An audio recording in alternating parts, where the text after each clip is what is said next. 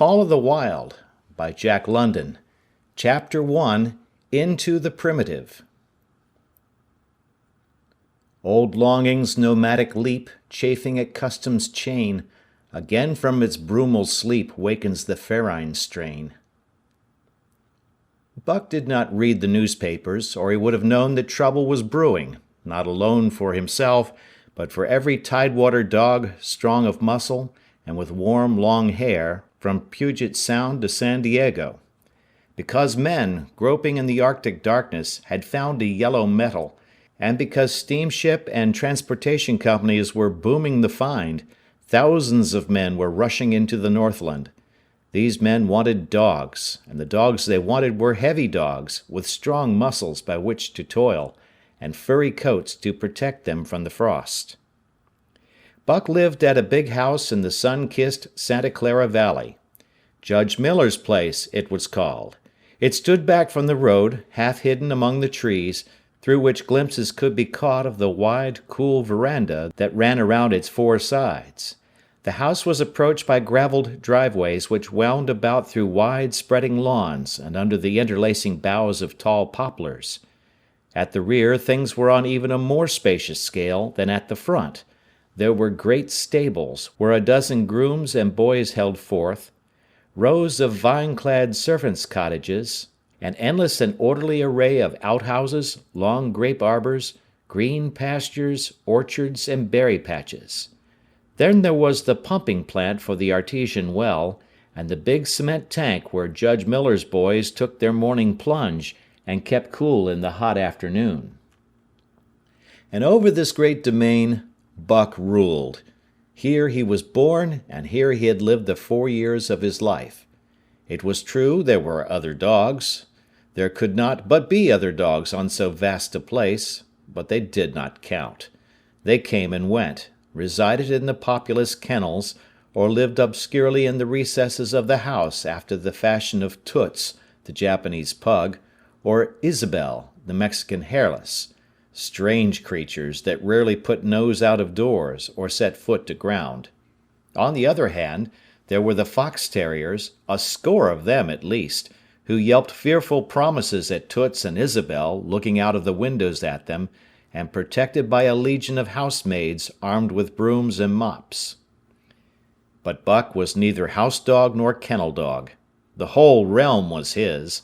He plunged into the swimming tank or went hunting with the judge's sons. He escorted Molly and Alice, the judge's daughters, on long twilight or early morning rambles. On wintry nights he lay at the judge's feet before the roaring library fire. He carried the judge's grandsons on his back, or rolled them in the grass, and guarded their footsteps through wild adventures down to the fountain in the stable yard, and even beyond, where the paddocks were, and the berry patches. Among the terriers he stalked imperiously, and Toots and Isabel he utterly ignored, for he was king. King over all creeping, crawling, flying things of Judge Miller's place, humans included. His father, Elmo, a huge St. Bernard, had been the judge's inseparable companion, and Buck bid fair to follow in the way of his father.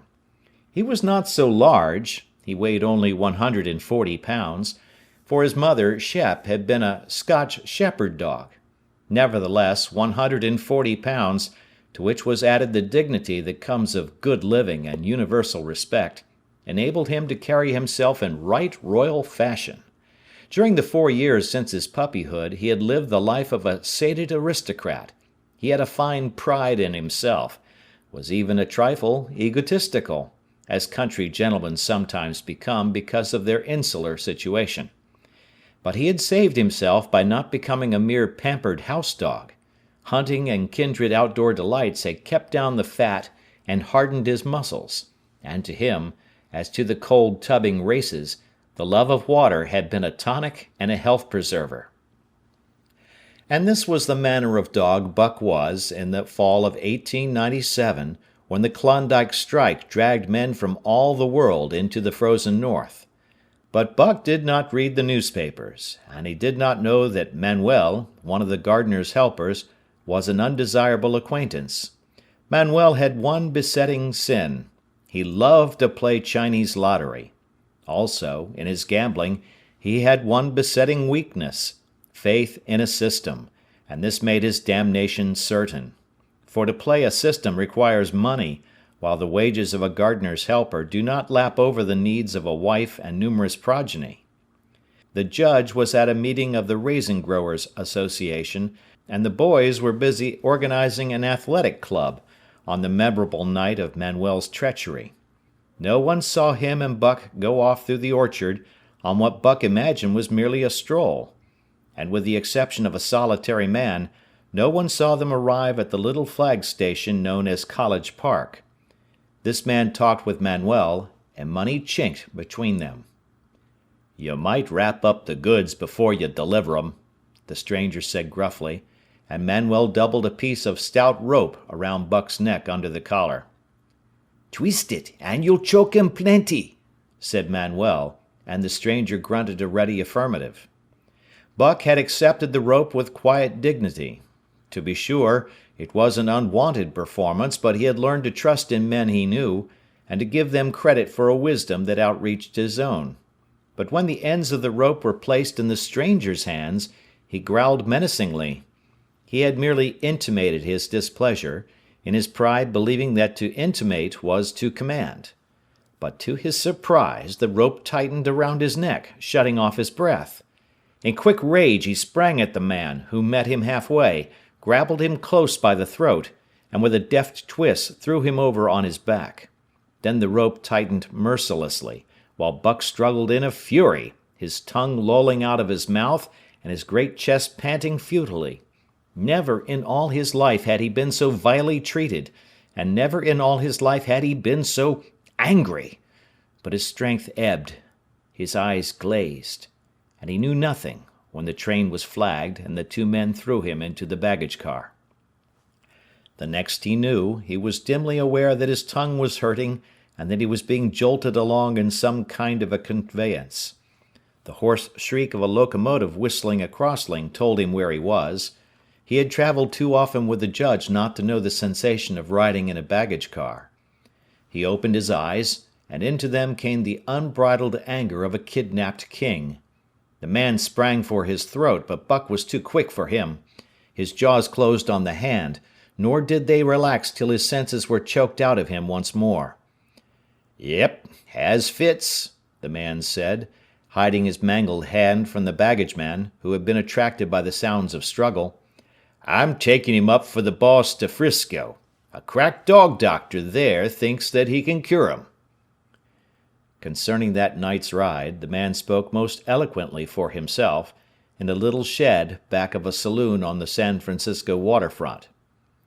"All I get is 50 for it," he grumbled, "and I wouldn't do it over for 1,000, cold cash." His hand was wrapped in a bloody handkerchief, and the right trouser leg was ripped from knee to ankle. "How much did the other mug get?" the saloon keeper demanded. 100, was the reply. "Wouldn't take a sou less, so help me." "That makes 150, the saloon keeper calculated. "And he's worth it, or I'm a squarehead." The kidnapper undid the bloody wrappings and looked at his lacerated hand. "If I don't get the hydrophoby—" "It'll be because you was born to hang," laughed the saloon keeper. "Here, lend me a hand before you pull your freight," he added. Dazed, suffering intolerable pain from throat and tongue, with the life half throttled out of him, Buck attempted to face his tormentors. But he was thrown down and choked repeatedly till they succeeded in filing the heavy brass collar from off his neck. Then the rope was removed, and he was flung into a cage-like crate. There he lay for the remainder of the weary night, nursing his wrath and wounded pride. He could not understand what it all meant. What did they want with him, these strange men? Why were they keeping him pent up in this narrow crate? He did not know why, but he felt oppressed by the vague sense of impending calamity. Several times during the night he sprang to his feet when the shed door rattled open, expecting to see the judge, or the boys at least. But each time it was the bulging face of the saloon keeper that peered in at him by the sickly light of a tallow candle. and each time the joyful bark that trembled in Buck's throat was twisted into a savage growl. But the saloon keeper let him alone, and in the morning 4 men entered and picked up the crate. More tormentors, Buck decided, for they were evil-looking creatures, ragged and unkempt, and he stormed and raged at them through the bars. They only laughed and poked sticks at him, which he promptly assailed with his teeth till he realized that that was what they wanted, whereupon he lay down sullenly and allowed the crate to be lifted into a wagon. Then he, and the crate in which he was imprisoned, began a passage through many hands. Clerks in the express office took charge of him. He was carted about in another wagon. A truck carried him, with an assortment of boxes and parcels, upon a ferry steamer. He was trucked off the steamer into a great railway depot, and finally he was deposited in an express car. For 2 days and nights this express car was dragged along at the tail of shrieking locomotives, and for 2 days and nights Buck neither ate nor drank.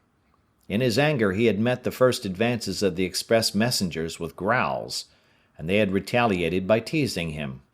When he flung himself against the bars, quivering and frothing, they laughed at him and taunted him. They growled and barked like detestable dogs, mewed, and flapped their arms and crowed. It was all very silly, he knew, but therefore the more outrage to his dignity, and his anger waxed and waxed. He did not mind the hunger so much, but the lack of water caused him severe suffering, and fanned his wrath to fever pitch. For that matter, high-strung and finely sensitive, the ill treatment had flung him into a fever, which was fed by the inflammation of his parched and swollen throat and tongue. He was glad for one thing: the rope was off his neck. That had given them an unfair advantage, but now that it was off, he would show them. They would never get another rope around his neck. Upon that he was resolved. For 2 days and nights he neither ate nor drank, and during those 2 days and nights of torment, he accumulated a fund of wrath that boded ill for whoever first fell foul of him. His eyes turned bloodshot, and he was metamorphosed into a raging fiend. So changed was he that the judge himself would not have recognized him, and the express messengers breathed with relief when they bundled him off the train at Seattle. 4 men gingerly carried the crate from the wagon into a small, high-walled backyard. A stout man, with a red sweater that sagged generously at the neck, came out and signed the book for the driver. That was the man, Buck divined, the next tormentor, and he hurled himself savagely against the bars. The man smiled grimly and brought a hatchet and a club. "You ain't going to take him out now?" the driver asked. "Sure," the man replied, driving the hatchet into the crate for a pry. There was an instantaneous scattering of the 4 men who had carried it in, and from safe perches on top the wall they prepared to watch the performance. Buck rushed at the splintering wood, sinking his teeth into it, surging and wrestling with it. Wherever the hatchet fell on the outside, he was there on the inside, snarling and growling, as furiously anxious to get out as the man in the red sweater was calmly intent on getting him out. "Now, you red-eyed devil," he said, when he had made an opening sufficient for the passage of Buck's body. At the same time he dropped the hatchet and shifted the club to his right hand. And Buck was truly a red-eyed devil, as he drew himself together for the spring, hair bristling, mouth foaming, a mad glitter in his bloodshot eyes. Straight at the man he launched his 140 pounds of fury, surcharged with the pent passion of 2 days and nights. In mid-air, just as his jaws were about to close on the man, he received a shock that checked his body and brought his teeth together with an agonizing clip. He whirled over, fetching the ground on his back and side.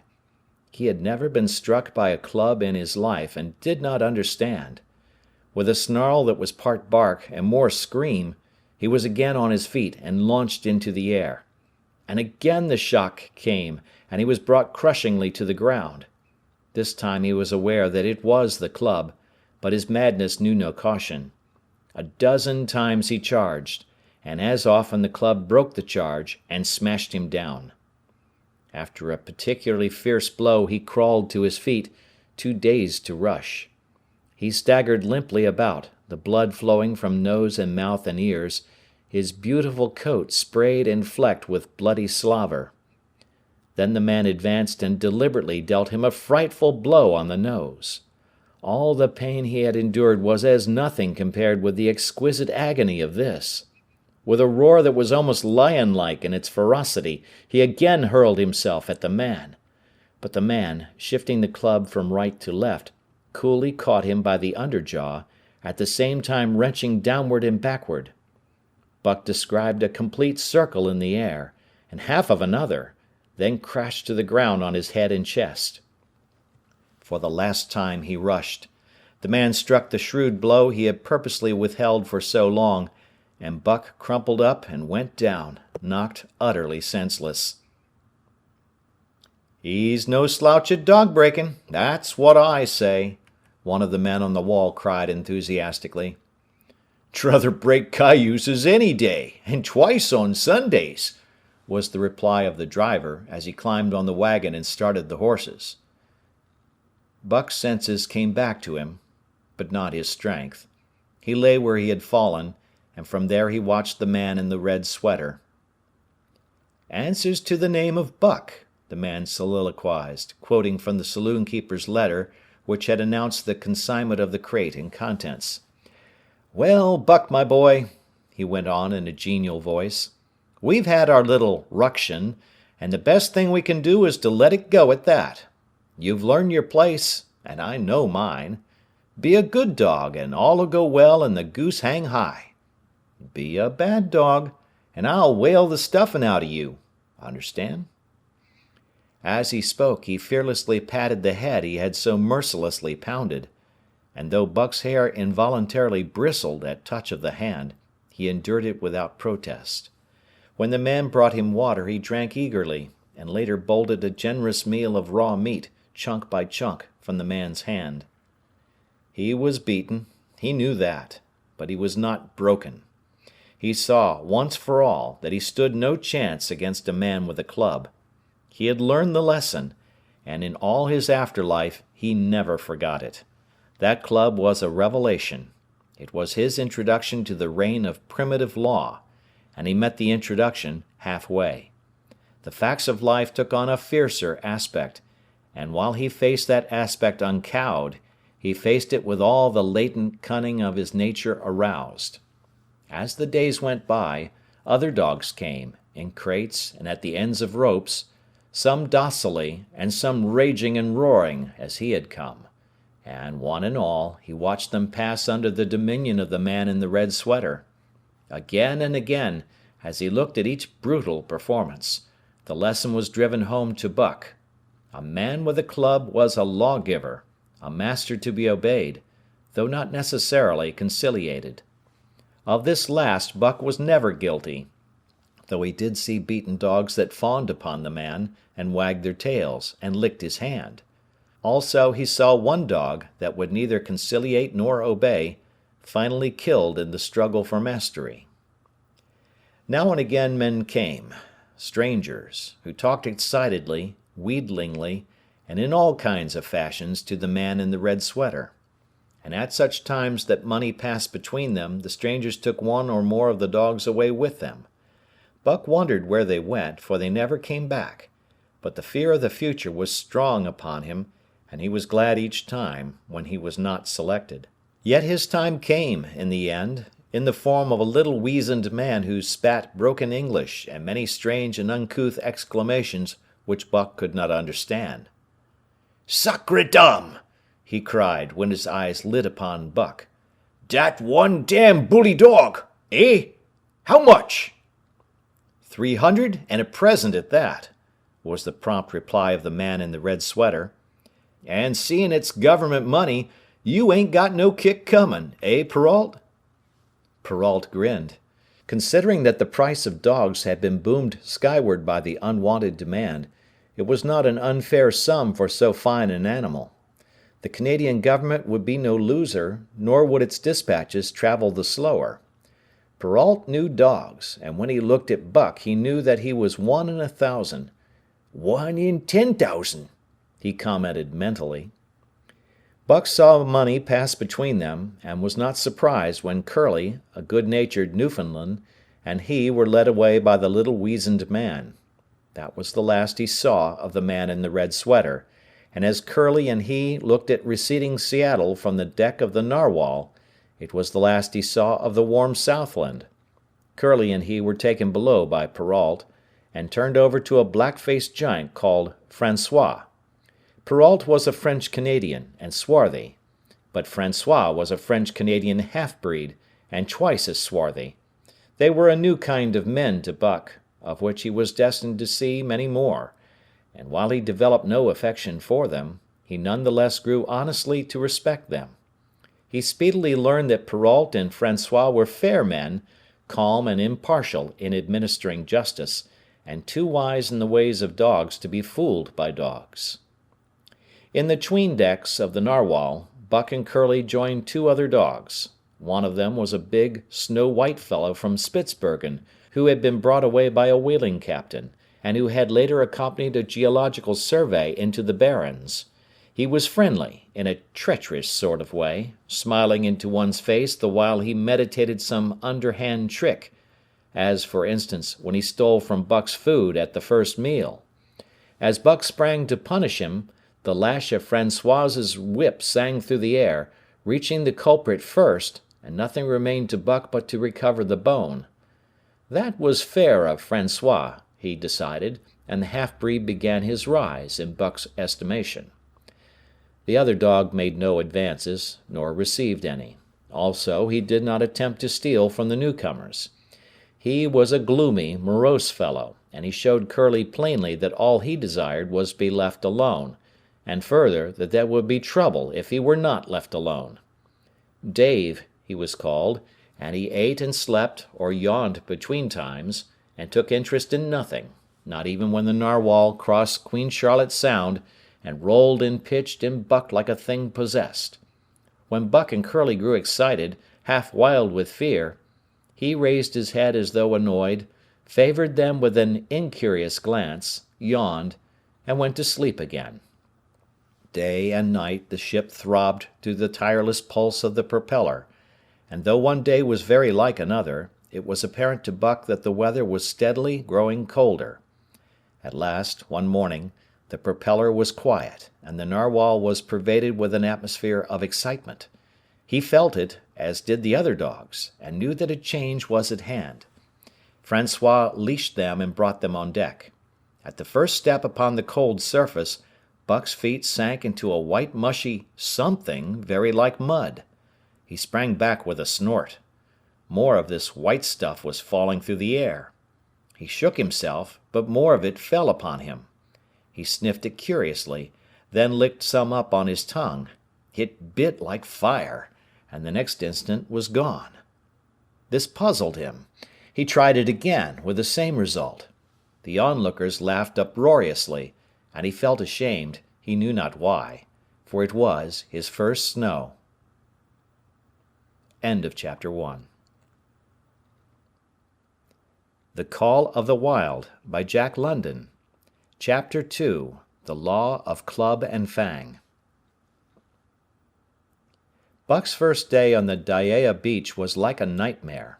Every hour was filled with shock and surprise. He had been suddenly jerked from the heart of civilization and flung into the heart of things primordial. No lazy, sun-kissed life was this, with nothing to do but loaf and be bored. Here was neither peace, nor rest, nor a moment's safety. All was confusion and action, and every moment life and limb were in peril.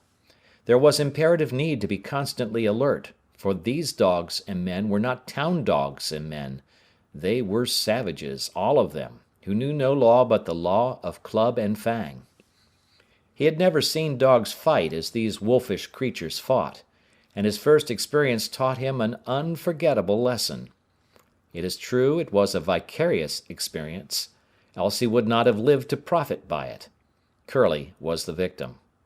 They were camped near the log store, where she, in her friendly way, made advances to a husky dog the size of a full-grown wolf, though not half so large as she. There was no warning, only a leap in like a flash, a metallic clip of teeth, a leap out equally swift, and Curly's face was ripped open from eye to jaw. It was the wolf manner of fighting, to strike and leap away, but there was more to it than this. 30 or 40 huskies ran to the spot and surrounded the combatants in an intent and silent circle. Buck did not comprehend that silent intentness, nor the eager way with which they were licking their chops. Curly rushed her antagonist, who struck again and leaped aside. He met her next rush with his chest, in a peculiar fashion that tumbled her off her feet. She never regained them. This was what the onlooking huskies had waited for.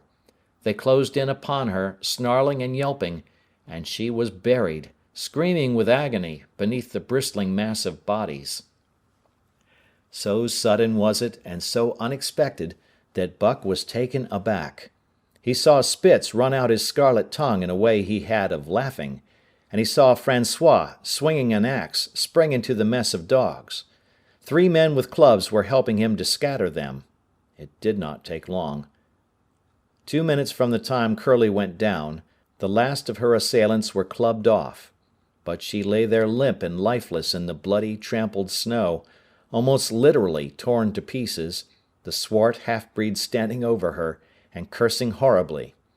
The scene often came back to Buck to trouble him in his sleep. So that was the way. No fair play. Once down, that was the end of you. Well, he would see to it that he never went down. Spitz ran out his tongue and laughed again, and from that moment Buck hated him with a bitter and deathless hatred. Before he had recovered from the shock caused by the tragic passing of Curly, he received another shock. Francois fastened upon him an arrangement of straps and buckles. It was a harness such as he had seen the grooms put on the horses at home, and as he had seen horses work, so he was set to work, hauling Francois on a sled to the forest that fringed the valley, and returning with a load of firewood. Though his dignity was sorely hurt by thus being made a draft animal, he was too wise to rebel. He buckled down with a will and did his best, though it was all new and strange. Francois was stern, demanding instant obedience, and by virtue of his whip receiving instant obedience, while Dave, who was an experienced wheeler, nipped Buck's hindquarters whenever he was in error. Spitz was the leader, likewise experienced, and while he could not always get at Buck, he growled sharp reproof now and again, or cunningly threw his weight in the traces to jerk Buck into the way he should go. Buck learned easily, and under the combined tuition of his 2 mates and Francois, made remarkable progress. Ere he returned to camp, he knew enough to stop at Ho, to go ahead at Mush, to swing wide on the bends, and to keep clear of the wheeler when the loaded sled shot downhill at their heels. 3 very good dogs, Francois told Perrault. Dat Buck, he pull like hell. I teach him quick as anything. By afternoon, Perrault, who was in a hurry to be on the trail with his dispatches, returned with 2 more dogs, Billy and Joe, he called them, 2 brothers, and true huskies both. Sons of the one mother though they were as different as day and night. Billy's one fault was his excessive good nature, while Joe was the very opposite, sour and introspective, with a perpetual snarl and a malignant eye. Buck received them in comradely fashion, Dave ignored them, while Spitz proceeded to thrash first one and then the other. Billy wagged his tail appeasingly, turned to run when he saw that appeasement was of no avail, and cried, still appeasingly, when Spitz's sharp teeth scored his flank. But no matter how Spitz circled, Joe whirled around on his heels to face him, mane bristling, ears laid back, lips writhing and snarling, jaws clipping together as fast as he could snap, and eyes diabolically gleaming, the incarnation of belligerent fear. So terrible was his appearance that Spitz was forced to forego disciplining him, but to cover his own discomfiture he turned upon the inoffensive and wailing Billy and drove him to the confines of the camp. By evening Perrault secured another dog, an old husky, long and lean and gaunt, with a battle-scarred face and a single eye which flashed a warning of prowess that commanded respect. He was called Solex, which means the angry one. Like Dave, he asked nothing, gave nothing, expected nothing, and when he marched slowly and deliberately into their midst, even Spitz left him alone. He had one peculiarity which Buck was unlucky enough to discover. He did not like to be approached on his blind side. Of this offense Buck was unwittingly guilty, and the first knowledge he had of his indiscretion was when Sol-leks whirled upon him and slashed his shoulder to the bone for 3 inches up and down. Forever after, Buck avoided his blind side, and to the last of their comradeship had no more trouble. His only apparent ambition, like Dave's, was to be left alone, though, as Buck was afterward to learn, each of them possessed one other and even more vital ambition. That night, Buck faced the great problem of sleeping. The tent, illumined by a candle, glowed warmly in the midst of the white plain, and when he, as a matter of course, entered it, both Perrault and Francois bombarded him with curses and cooking utensils, till he recovered from his consternation and fled ignominiously into the outer cold. A chill wind was blowing that nipped him sharply and bit with especial venom into his wounded shoulder. He lay down on the snow and attempted to sleep, but the frost soon drove him shivering to his feet. Miserable and disconsolate, he wandered about among the many tents, only to find that one place was as cold as another. Here and there savage dogs rushed upon him, but he bristled his neck hair and snarled, for he was learning fast, and they let him go his way unmolested. Finally an idea came to him. He would return and see how his own teammates were making out. To his astonishment they had disappeared. Again he wandered about through the great camp, looking for them, and again he returned. Were they in the tent? No, that could not be, else he would not have been driven out. Then where could they possibly be? With drooping tail and shivering body, very forlorn indeed, he aimlessly circled the tent. Suddenly, the snow gave way beneath his forelegs, and he sank down. Something wriggled under his feet. He sprang back, bristling and snarling, fearful of the unseen and unknown. But a friendly little yelp reassured him, and he went back to investigate. A whiff of warm air ascended to his nostrils, and there, curled up under the snow in a snug ball, lay Billy. He whined placatingly, squirmed and wriggled to show his good will and intentions, and even ventured, as a bribe for peace, to lick Buck's face with his warm wet tongue. Another lesson. So that was the way they did it, eh? Buck confidently selected a spot, and with much fuss and waste effort proceeded to dig a hole for himself. In a trice the heat from his body filled the confined space, and he was asleep. The day had been long and arduous, and he slept soundly and comfortably, though he growled and barked and wrestled with bad dreams. Nor did he open his eyes till aroused by the noises of the waking camp. At first he did not know where he was. It had snowed during the night, and he was completely buried. The snow walls pressed him on every side, and a great surge of fear swept through him, the fear of the wild thing for the trap. It was a token that he was harking back through his own life to the lives of his forebears, for he was a civilized dog, an unduly civilized dog, and of his own experience knew no trap, and so could not himself fear it. The muscles of his whole body contracted spasmodically and instinctively, the hair on his neck and shoulders stood on end, and with a ferocious snarl he bounded straight up into the blinding day, the snow flying about him in a flashing cloud. Ere he landed on his feet, he saw the white camp spread out before him, and knew where he was, and remembered all that had passed from the time he went for a stroll with Manuel to the hole he had dug for himself the night before. A shout from Francois hailed his appearance. "What I say!" the dog driver cried to Perrault. "Dat Buck for sure learn quick as anything." Perrault nodded gravely. As courier for the Canadian government, bearing important dispatches, he was anxious to secure the best dogs, and he was particularly gladdened by the possession of Buck. 3 more huskies were added to the team inside an hour, making a total of 9, and before another quarter of an hour had passed, They were in harness and swinging up the trail toward the Daya Canyon. Buck was glad to be gone, and though the work was hard, he found he did not particularly despise it. He was surprised at the eagerness which animated the whole team, and which was communicated to him. But still more surprising was the change wrought in Dave and Sol-leks. They were new dogs, utterly transformed by the harness. All passiveness and unconcern had dropped from them.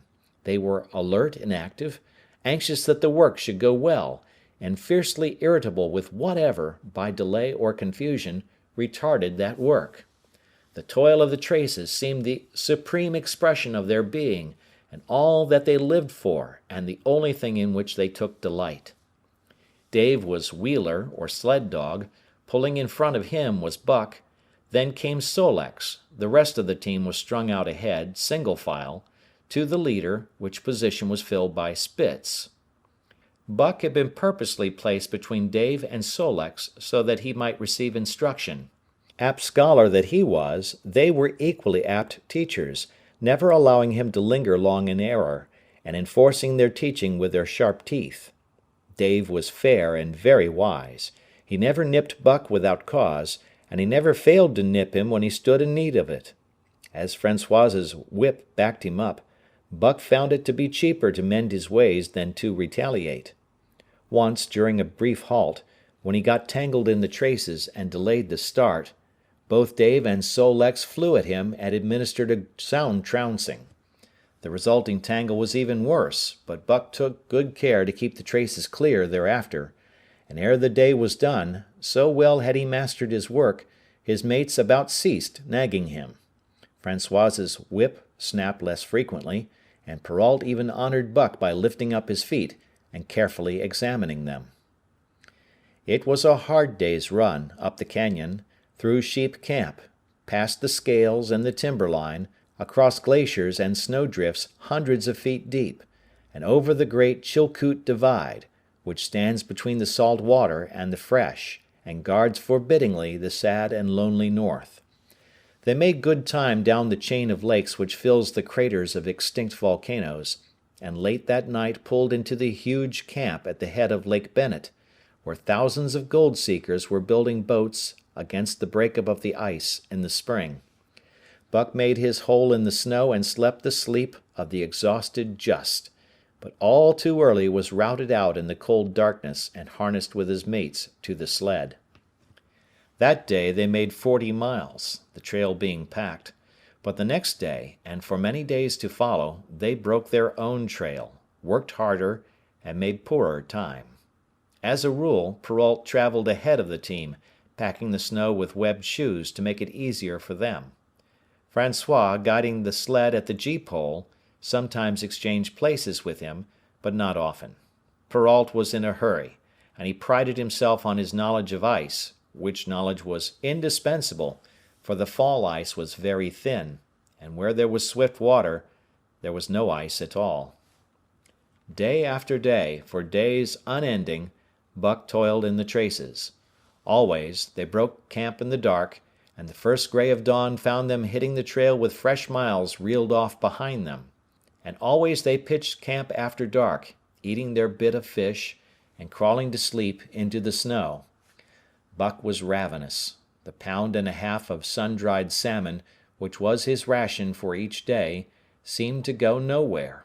He never had enough, and suffered from perpetual hunger pangs.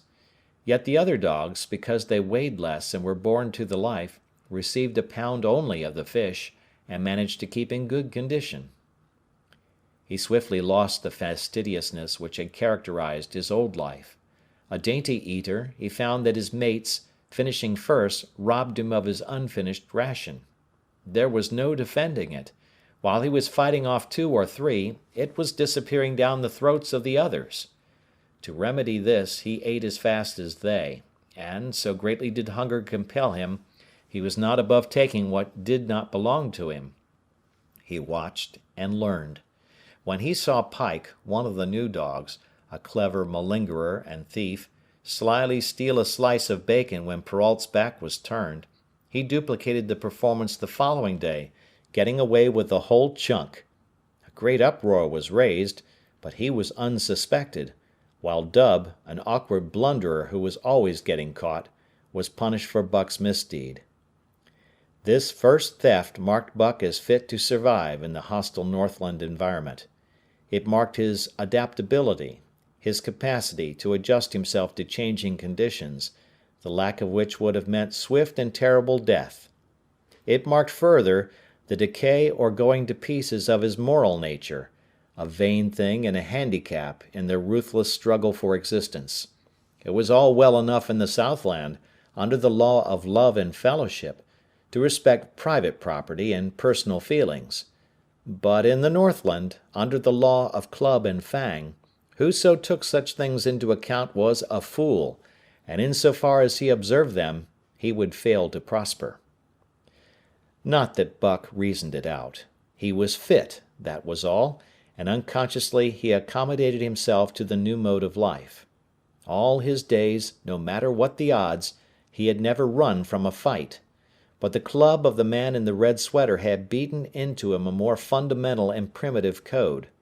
Civilized, he could have died for a moral consideration, say the defense of Judge Miller's riding whip, but the completeness of his de-civilization was now evidenced by his ability to flee from the defense of a moral consideration, and so save his hide.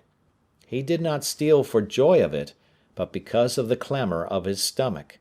He did not rob openly, but stole secretly and cunningly, out of respect for club and fang. In short, the things he did were done because it was easier to do them than not to do them. His development, or retrogression, was rapid. His muscles became hard as iron, and he grew callous to all ordinary pain. He achieved an internal as well as external economy. He could eat anything, no matter how loathsome or indigestible, and, once eaten, the juices of his stomach extracted the least particle of nutriment, and his blood carried it to the farthest reaches of his body, building it into the toughest and stoutest of tissues. Sight and scent became remarkably keen, while his hearing developed such acuteness that in his sleep he heard the faintest sound and knew whether it heralded peace or peril. He learned to bite the ice out with his teeth when it collected between his toes, and when he was thirsty and there was a thick scum of ice over the water hole, he would break it by rearing and striking it with stiff forelegs. His most conspicuous trait was an ability to scent the wind and forecast it a night in advance. No matter how breathless the air when he dug his nest by tree or bank, the wind that later blew inevitably found him to leeward, sheltered and snug. And not only did he learn by experience, but instincts long dead became alive again. The domesticated generations fell from him. In vague ways he remembered back to the youth of the breed, to the time the wild dogs ranged in packs through the primeval forest, and killed their meat as they ran it down. It was no task for him to learn to fight with cut and slash and the quick wolf snap. In this manner had fought forgotten ancestors. They quickened the old life within him, and the old tricks which they had stamped into the heredity of the breed were his tricks. They came to him without effort or discovery, as though they had been his always, and when, on the still cold nights, he pointed his nose at a star and howled long and wolf-like, it was his ancestors, dead and dust, pointing nose at star and howling down through the centuries and through him. And his cadences were their cadences, the cadences which voiced their woe and what to them was the meaning of the stiffness and the cold and dark. Thus, as token of what a puppet thing life is, the ancient song surged through him, and he came into his own again. And he came because men had found a yellow metal in the north, and because Manuel was a gardener's helper whose wages did not lap over the needs of his wife and divers small copies of himself. End of chapter 2. The Call of the Wild by Jack London. Chapter 3. The Dominant Primordial Beast. The dominant primordial beast was strong in Buck, and under the fierce conditions of trail life it grew and grew. Yet it was a secret growth. His newborn cunning gave him poise and control. He was too busy adjusting himself to the new life to feel at ease, and not only did he not pick fights, but he avoided them whenever possible. A certain deliberateness characterized his attitude. He was not prone to rashness and precipitate action, and in the bitter hatred between him and Spitz, he betrayed no impatience, shunned all offensive acts. On the other hand, possibly because he divined in Buck a dangerous rival, Spitz never lost an opportunity of showing his teeth. He even went out of his way to bully Buck, striving constantly to start the fight which could end only in the death of one or the other. Early in the trip this might have taken place had it not been for an unwanted accident. At the end of this day they made a bleak and miserable camp on the shore of Lake Le Barge. Driving snow, a wind that cut like a white-hot knife, and darkness had forced them to grope for a camping place. They could hardly have fared worse. At their backs rose a perpendicular wall of rock, and Perrault and Francois were compelled to make their fire and spread their sleeping robes on the ice of the lake itself. The tent they had discarded at Dyea in order to travel light. A few sticks of driftwood furnished them with a fire that thawed down through the ice and left them to eat supper in the dark. Close in under the sheltering rock Buck made his nest. So snug and warm was it that he was loath to leave it when Francois distributed the fish which he had first thawed over the fire. But when Buck finished his ration and returned, he found his nest occupied. A warning snarl told him that the trespasser was Spitz. Till now Buck had avoided trouble with his enemy, but this was too much. The beast in him roared. He sprang upon Spitz with a fury which surprised them both, and Spitz particularly, for his whole experience with Buck had gone to teach him that his rival was an unusually timid dog, who managed to hold his own only because of his great weight and size. Francois was surprised, too, when they shot out in a tangle from the disrupted nest, and he divined the cause of the trouble. "Ah!" he cried to Buck. "Give it to him, by gar! Give it to him, the dirty thief!" Spitz was equally willing. He was crying with sheer rage and eagerness as he circled back and forth for a chance to spring in. Buck was no less eager and no less cautious, as he likewise circled back and forth for the advantage.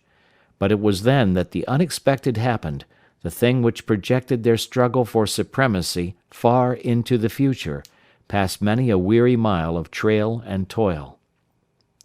An oath from Perrault, the resounding impact of a club upon a bony frame, and a shrill yelp of pain, heralded the breaking forth of pandemonium. The camp was suddenly discovered to be alive with skulking furry forms, starving huskies, 4 or 5 score of them, who had scented the camp from some Indian village. They had crept in while Buck and Spitz were fighting, and when the 2 men sprang among them with stout clubs, they showed their teeth and fought back. They were crazed by the smell of the food. Perrault found one with head buried in the grub box. His club landed heavily on the gaunt ribs, and the grub box was capsized on the ground. On the instant a score of the famished brutes were scrambling for the bread and bacon. The clubs fell upon them unheeded. They yelped and howled under the rain of blows, but struggled none the less madly till the last crumb had been devoured. In the meantime the astonished team dogs had burst out of their nests only to be set upon by the fierce invaders. Never had Buck seen such dogs. It seemed as though their bones would burst through their skins. They were mere skeletons, draped loosely in draggled hides, with blazing eyes and slavered fangs. But the hunger madness made them terrifying, irresistible. There was no opposing them. The team dogs were swept back against the cliff at the first onset. Buck was beset by 3 huskies, and in a trice his head and shoulders were ripped and slashed. The din was frightful. Billy was crying as usual. Dave and Sol-leks, dripping blood from a score of wounds, were fighting bravely side by side. Joe was snapping like a demon. Once his teeth closed on the foreleg of a husky, and he crunched down through the bone. Pike, the malingerer, leaped upon the crippled animal, breaking its neck with a quick flash of teeth and a jerk. Buck got a frothing adversary by the throat and was sprayed with blood when his teeth sank through the jugular. The warm taste of it in his mouth goaded him to greater fierceness. He flung himself upon another, and at the same time felt teeth sink into his own throat. It was Spitz, treacherously attacking from the side. Perrault and Francois, having cleaned out their part of the camp, hurried to save their sled dogs. The wild wave of famished beasts rolled back before them, and Buck shook himself free, but it was only for a moment. The two men were compelled to run back to save the grub, upon which the huskies returned to the attack on the team. Billy, terrified into bravery, sprang through the savage circle and fled away over the ice. Pike and Dub followed on his heels, with the rest of the team behind. As Buck drew himself together to spring after them, out of the tail of his eye he saw Spitz rush upon him with the evident intention of overthrowing him. Once off his feet, and under that mass of huskies, there was no hope for him. But he braced himself to the shock of Spitz's charge, then joined the flight out on the lake. Later, the 9 team dogs gathered together and sought shelter in the forest. Though unpursued, they were in a sorry plight. There was not one who was not wounded in 4 or 5 places, while some were wounded grievously. Dub was badly injured in a hind leg. Dolly, the last husky added to the team at Dyea, had a badly torn throat. Joe had lost an eye, while Billy, the good-natured, with an ear chewed and rent to ribbons, cried and whimpered throughout the night. At daybreak they limped wearily back to camp, to find the marauders gone and the 2 men in bad tempers. Fully half their grub supply was gone. The huskies had chewed through the sled lashings and canvas coverings. In fact, nothing, no matter how remotely eatable, had escaped them. They had eaten a pair of Perrault's moose-hide moccasins, chunks out of the leather traces, and even 2 feet of lash from the end of Francois's whip. He broke from a mournful contemplation of it to look over his wounded dogs. "Ah, my friends," he said softly, "maybe it make you mad dog, those many bites. Maybe all mad dog, sacre dame. What you think, eh, Perrault?" The courier shook his head dubiously. With 400 miles of trail still between him and Dawson, he could ill afford to have madness break out among his dogs. 2 hours of cursing and exertion got the harnesses into shape, and the wound-stiffened team was under way, struggling painfully over the hardest part of the trail they had yet encountered, and for that matter, the hardest between them and Dawson. The 30-mile river was wide open. Its wild water defied the frost, and it was in the eddies only and in the quiet places that the ice held at all. 6 days of exhausting toil were required to cover those 30 terrible miles. And terrible they were, for every foot of them was accomplished at the risk of life to dog and man. A dozen times Perrault, nosing the way, broke through the ice bridges, being saved by the long pole he carried, which he so held that it fell each time across the hole made by his body. But a cold snap was on, the thermometer registering 50 below zero, and each time he broke through he was compelled for very life to build a fire and dry his garments. Nothing daunted him. It was because nothing daunted him that he had been chosen for government courier. He took all manner of risks, resolutely thrusting his little weazened face into the frost and struggling on from dim dawn to dark. He skirted the frowning shores on rim ice that bent and crackled underfoot, and upon which they dared not halt. Once the sled broke through, with Dave and Buck, and they were half frozen and all but drowned by the time they were dragged out.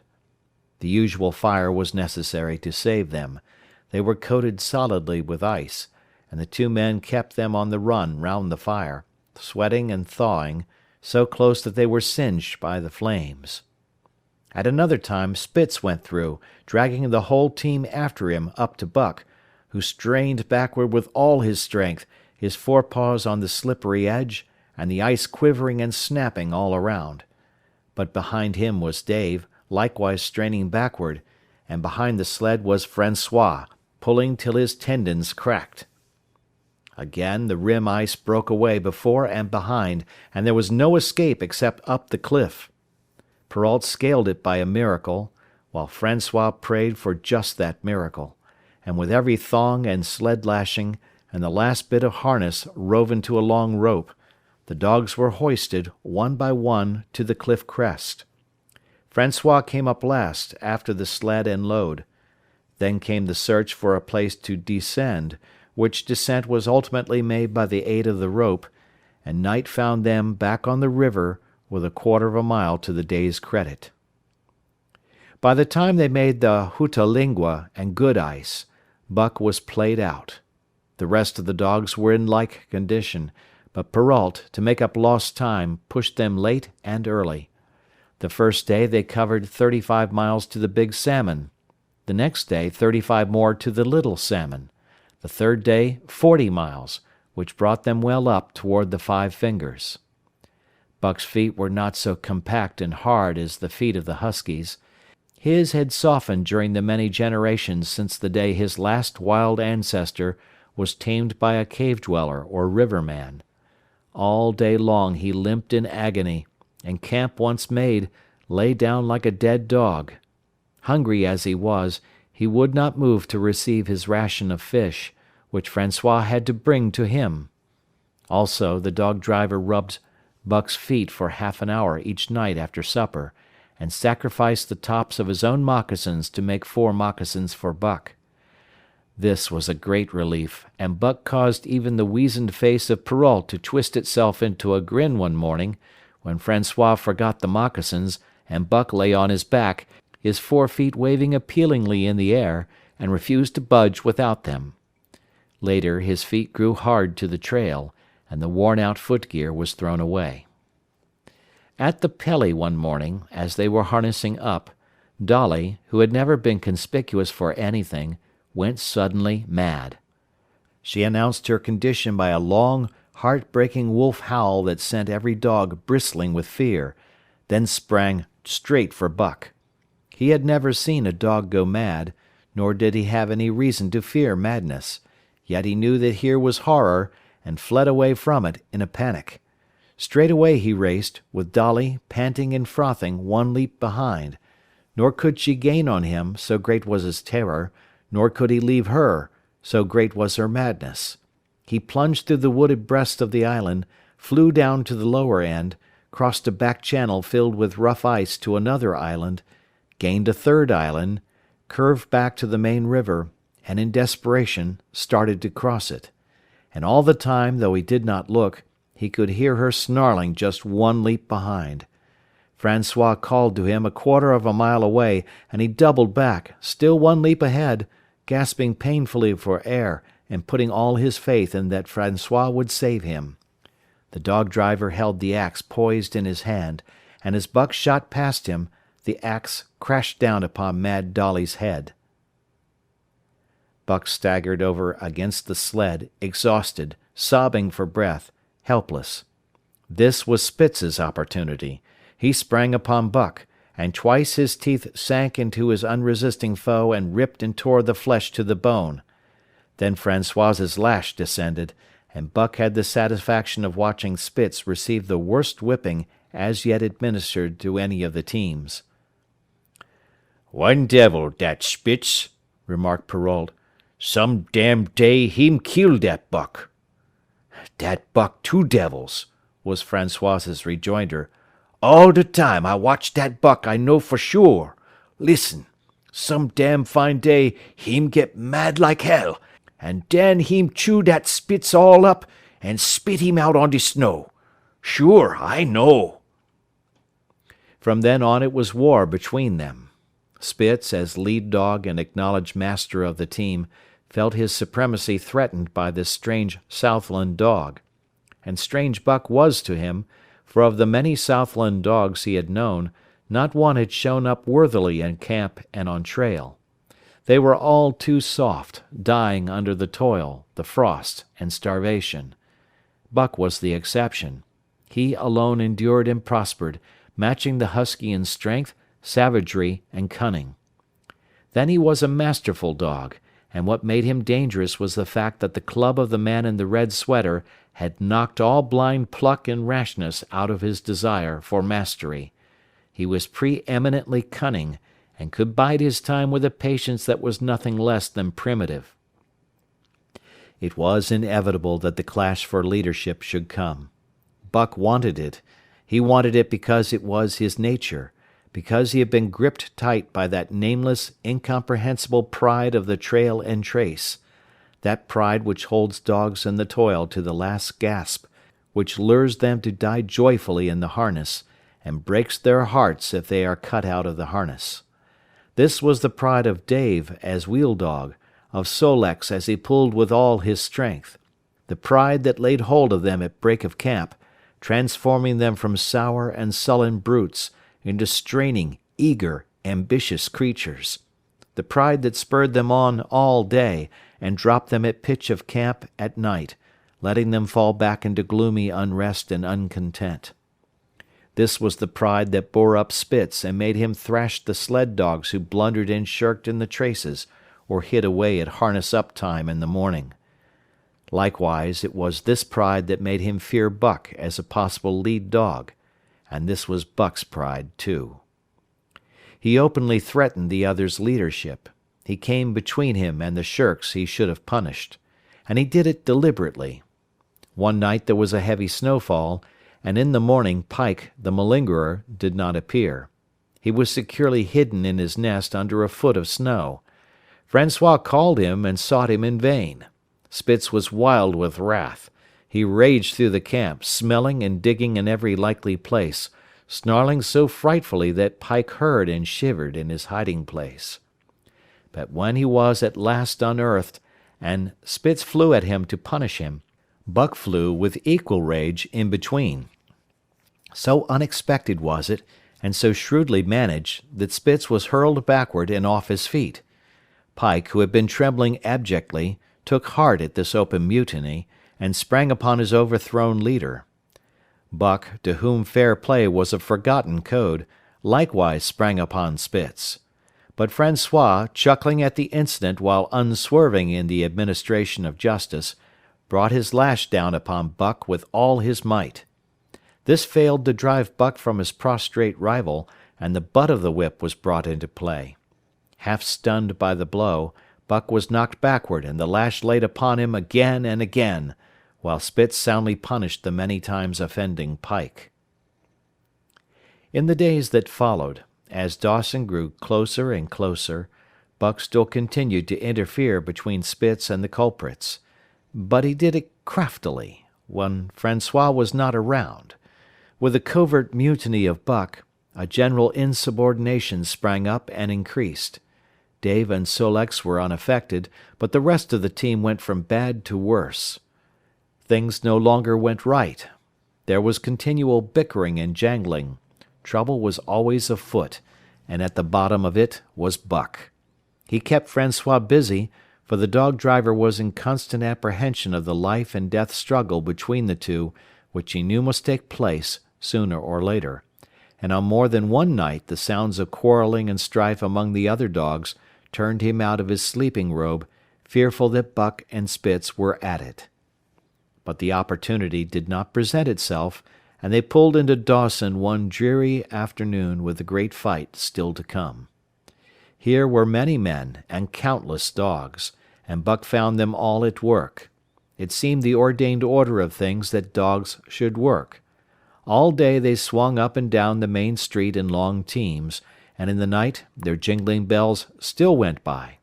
They hauled cabin logs and firewood, freighted up to the mines, and did all manner of work that horses did in the Santa Clara Valley. Here and there Buck met Southland dogs, but in the main they were the wild wolf husky breed. Every night, regularly, at 9, at 12, at 3, they lifted a nocturnal song, a weird and eerie chant in which it was Buck's delight to join. With the aurora borealis flaming coldly overhead, or the stars leaping in the frost dance, and the land numb and frozen under its pall of snow, this song of the huskies might have been the defiance of life, only it was pitched in minor key, with long-drawn wailings and half-sobs, and was more the pleading of life, the articulate travail of existence. It was an old song, old as the breed itself, one of the first songs of the younger world in a day when songs were sad. It was invested with the woe of unnumbered generations, this plaint by which Buck was so strangely stirred. When he moaned and sobbed, it was with the pain of living that was of old the pain of his wild fathers, and the fear and mystery of the cold and dark that was to them fear and mystery. And that he should be stirred by it marked the completeness with which he harked back through the ages of fire and roof to the raw beginnings of life in the howling ages. 7 days from the time they pulled into Dawson, they dropped down the steep bank by the barracks to the Yukon Trail, and pulled for Dyea and Salt Water. Perrault was carrying dispatches, if anything, more urgent than those he had brought in. Also, the travel pride had gripped him, and he purposed to make the record trip of the year. Several things favored him in this. The week's rest had recuperated the dogs and put them in thorough trim. The trail they had broken into the country was packed hard by later journeyers.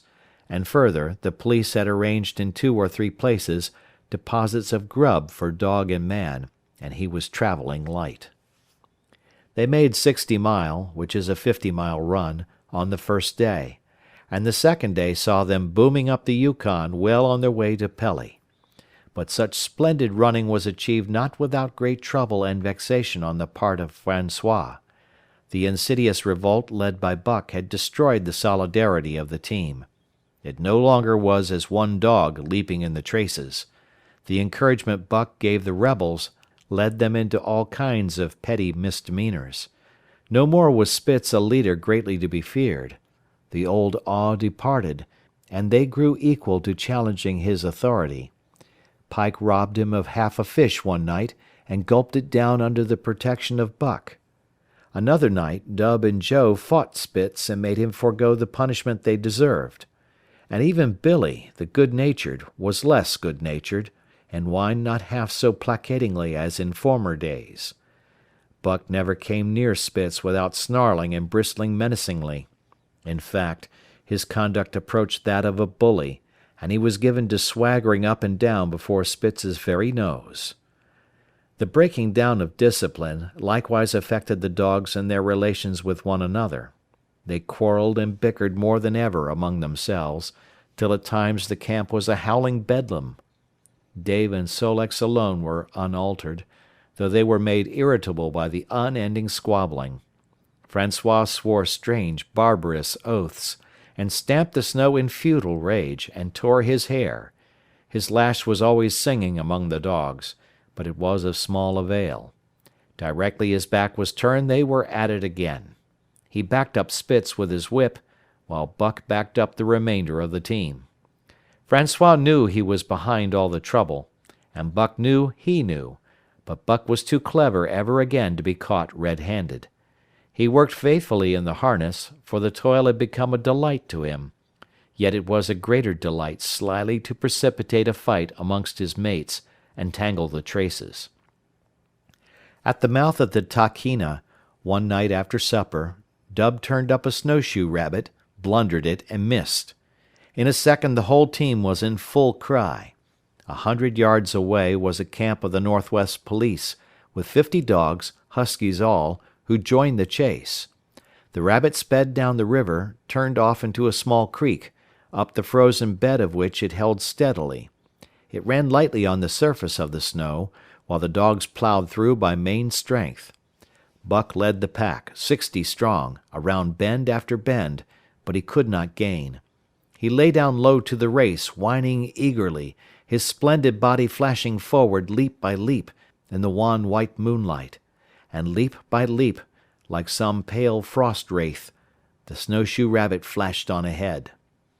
All that stirring of old instincts which at stated periods drives men out from the sounding cities to forest and plain to kill things by chemically propelled leaden pellets, the bloodlust, the joy to kill.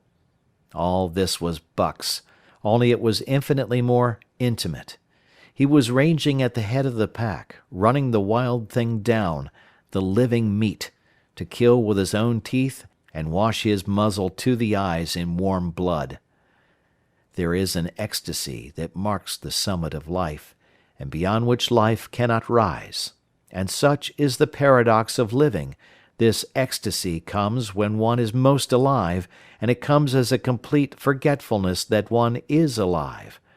This ecstasy, this forgetfulness of living, comes to the artist, caught up and out of himself in a sheet of flame.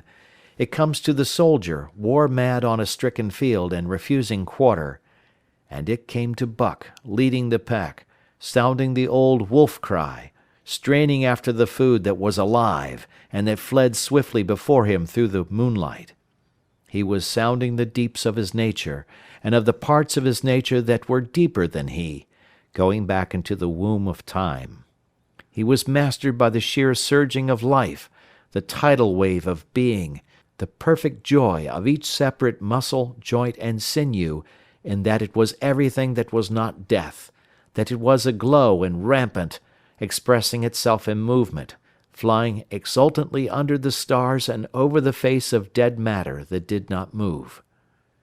But Spitz, cold and calculating even in his supreme moods, left the pack and cut across a narrow neck of land where the creek made a long bend around. Buck did not know of this, and as he rounded the bend, the frost wraith of a rabbit still flitting before him, he saw another and larger frost wraith leap from the overhanging bank into the immediate path of the rabbit. It was Spitz. The rabbit could not turn, and as the white teeth broke its back in mid-air, it shrieked as loudly as a stricken man may shriek. At sound of this, the cry of life plunging down from life's apex in the grip of death, the fall pack at Buck's heels raised a hell's chorus of delight. Buck did not cry out. He did not check himself, but drove in upon Spitz, shoulder to shoulder, so hard that he missed the throat. They rolled over and over in the powdery snow. Spitz gained his feet almost as though he had not been overthrown, slashing Buck down the shoulder and leaping clear. Twice his teeth clipped together, like the steel jaws of a trap, as he backed away for better footing, with lean and lifting lips that writhed and snarled. In a flash Buck knew it. The time had come. It was to the death. As they circled about, snarling, ears laid back, keenly watchful for the advantage, the scene came to Buck with a sense of familiarity. He seemed to remember it all, the white woods, and earth, and moonlight, and the thrill of battle. Over the whiteness and silence brooded a ghostly calm. There was not the faintest whisper of air. Nothing moved, not a leaf quivered, the visible breaths of the dogs rising slowly and lingering in the frosty air. They had made short work of the snowshoe rabbit, these dogs that were ill-tamed wolves, and they were now drawn up in an expectant circle. They, too, were silent, their eyes only gleaming and their breaths drifting slowly upward. To Buck it was nothing new or strange, this scene of old time. It was as though it had always been, the wonted way of things. Spitz was a practised fighter. From Spitzbergen through the Arctic, and across Canada and the Barrens, he had held his own with all manner of dogs and achieved to mastery over them.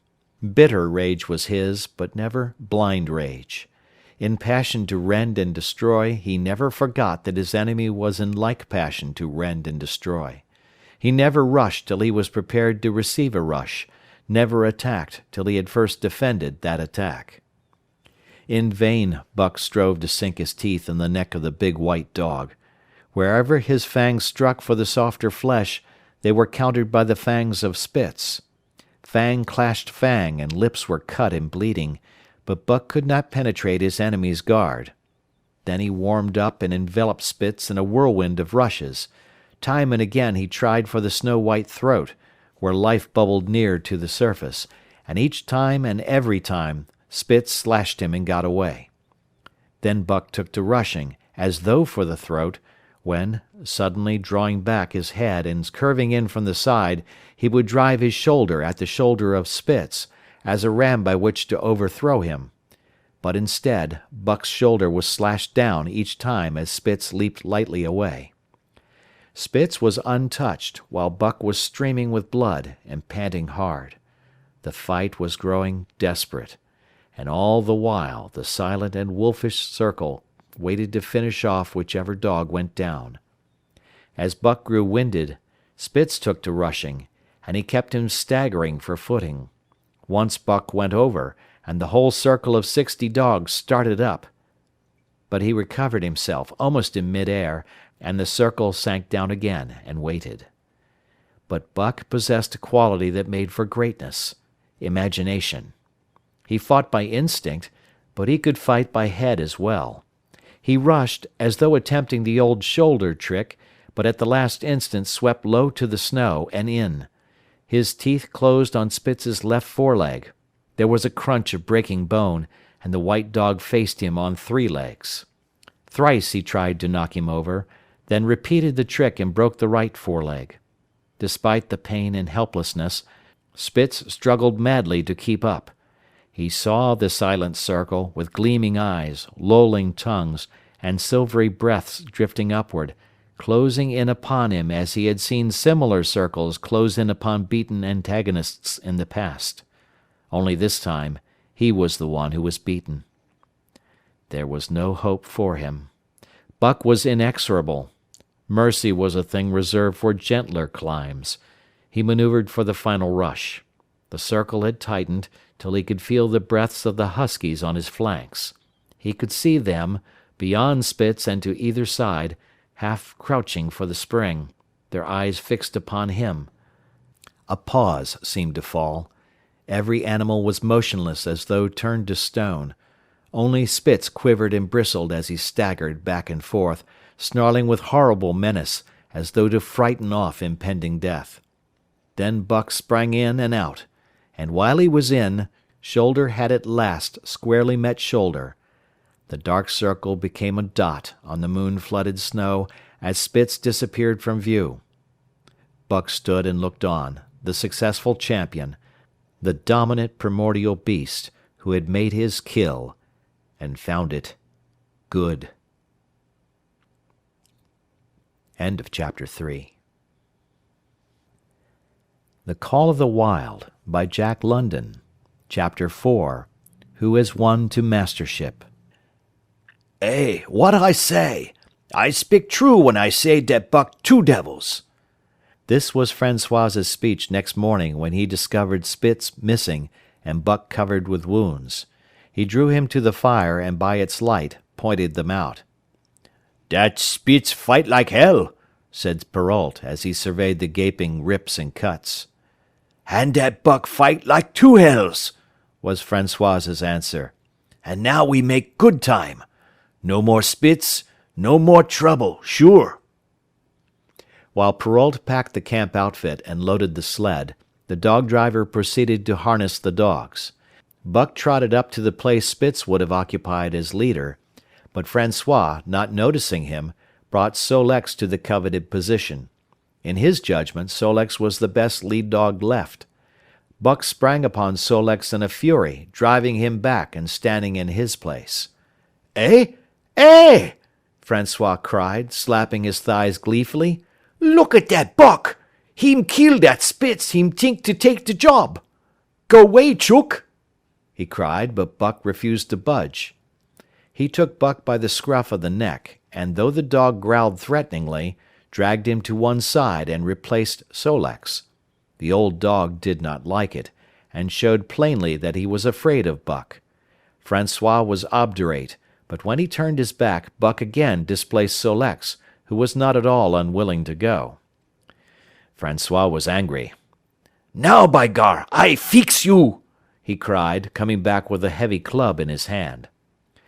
Buck remembered the man in the red sweater and retreated slowly, nor did he attempt to charge in when Sol-leks was once more brought forward. But he circled just beyond the range of the club, snarling with bitterness and rage, and while he circled, he watched the club so as to dodge it if thrown by Francois, for he was become wise in the way of clubs. The driver went about his work, and he called to Buck when he was ready to put him in his old place in front of Dave. Buck retreated 2 or 3 steps. Francois followed him up, whereupon he again retreated. After some time of this, Francois threw down the club, thinking that Buck feared a thrashing. But Buck was in open revolt. He wanted, not to escape a clubbing, but to have the leadership. It was his by right. He had earned it, and he would not be content with less. Perrault took a hand. Between them they ran him about for the better part of an hour. They threw clubs at him. He dodged. They cursed him, and his fathers and mothers before him, and all his seed to come after him down to the remotest generation, and every hair on his body and drop of blood in his veins. And he answered curse with snarl and kept out of their reach. He did not try to run away, but retreated around and around the camp, advertising plainly that when his desire was met, he would come in and be good. Francois sat down and scratched his head. Perrault looked at his watch and swore. Time was flying, and they should have been on the trail an hour gone. Francois scratched his head again. He shook it and grinned sheepishly at the courier, who shrugged his shoulders in sign that they were beaten. Then Francois went up to where Sol-leks stood and called to Buck. Buck laughed, as dogs laugh, yet kept his distance. Francois unfastened Sol-leks' traces and put him back in his old place. The team stood harnessed to the sled in an unbroken line, ready for the trail. There was no place for Buck save at the front. Once more Francois called, and once more Buck laughed and kept away. "Throw down the club," Perrault commanded. Francois complied, whereupon Buck trotted in, laughing triumphantly, and swung around into position at the head of the team. His traces were fastened, the sled broken out, and with both men running they dashed out onto the river trail. Highly as the dog driver had forevalued Buck, with his 2 devils, he found, while the day was yet young, that he had undervalued.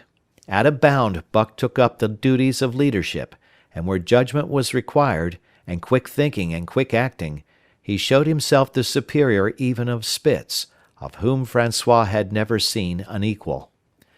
But it was in giving the law and making his mates live up to it that Buck excelled. Dave and Sol-leks did not mind the change in leadership. It was none of their business. Their business was to toil, and toil mightily, in the traces. So long as that were not interfered with, they did not care what happened. Billy, the good-natured, could lead for all they cared, so long as he kept order. The rest of the team, however, had grown unruly during the last days of Spitz, and their surprise was great now that Buck proceeded to lick them into shape. Pike, who pulled at Buck's heels, and who never put an ounce more of his weight against the breastband than he was compelled to do, was swiftly and repeatedly shaken for loafing, and ere the first day was done he was pulling more than ever before in his life. The first night in camp, Joe, the sour one, was punished roundly, a thing that Spitz had never succeeded in doing. Buck simply smothered him by virtue of superior weight, and cut him up till he ceased snapping and began to whine for mercy. The general tone of the team picked up immediately. It recovered its old-time solidarity, and once more the dogs leaped as one dog in the traces. At the Rink Rapids 2 native huskies, Teek and Kuna, were added, and the celerity with which Buck broke them in took away Francois's breath. "Never such a dog as that Buck!" he cried. "No, never! Heem worth $1,000, by gar! Eh? What you say, Perrault?" And Perrault nodded. He was ahead of the record then, and gaining day by day. The trail was in excellent condition, well packed and hard, and there was no new fallen snow with which to contend. It was not too cold. The temperature dropped to 50 below zero, and remained there the whole trip. The men rode and ran by turn, and the dogs were kept on the jump, with but infrequent stoppages. The 30-mile river was comparatively coated with ice, and they covered in one day going out what had taken them 10 days coming in. In one run they made a 60-mile dash from the foot of Lake Le Barge to the White Horse Rapids. Across Marsh, Tagish, and Bennett, 70 miles of lakes, they flew so fast that the man whose turn it was to run towed behind the sled at the end of a rope. And on the last night of the second week, they topped White Pass and dropped down the sea slope with the lights of Skagway and the shipping at their feet. It was a record run. Each day for 14 days they had averaged 40 miles. For 3 days Perrault and Francois threw chests up and down the main street of Skagway and were deluged with invitations to drink, while the team was the constant center of a worshipful crowd of dog-busters and mushers. Then 3 or 4 Western bad men aspired to clean out the town, were riddled like pepper boxes for their pains, and public interest turned to other idols. Next came official orders. Francois called Buck to him, threw his arms around him, wept over him. And that was the last of Francois and Perrault. Like other men, they passed out of Buck's life for good. A Scotch half-breed took charge of him and his mates, and in company with a dozen other dog teams he started back over the weary trail to Dawson. It was no light running now, nor record time, but heavy toil each day, with a heavy load behind, for this was the mail train, carrying word from the world to the men who sought gold under the shadow of the pole.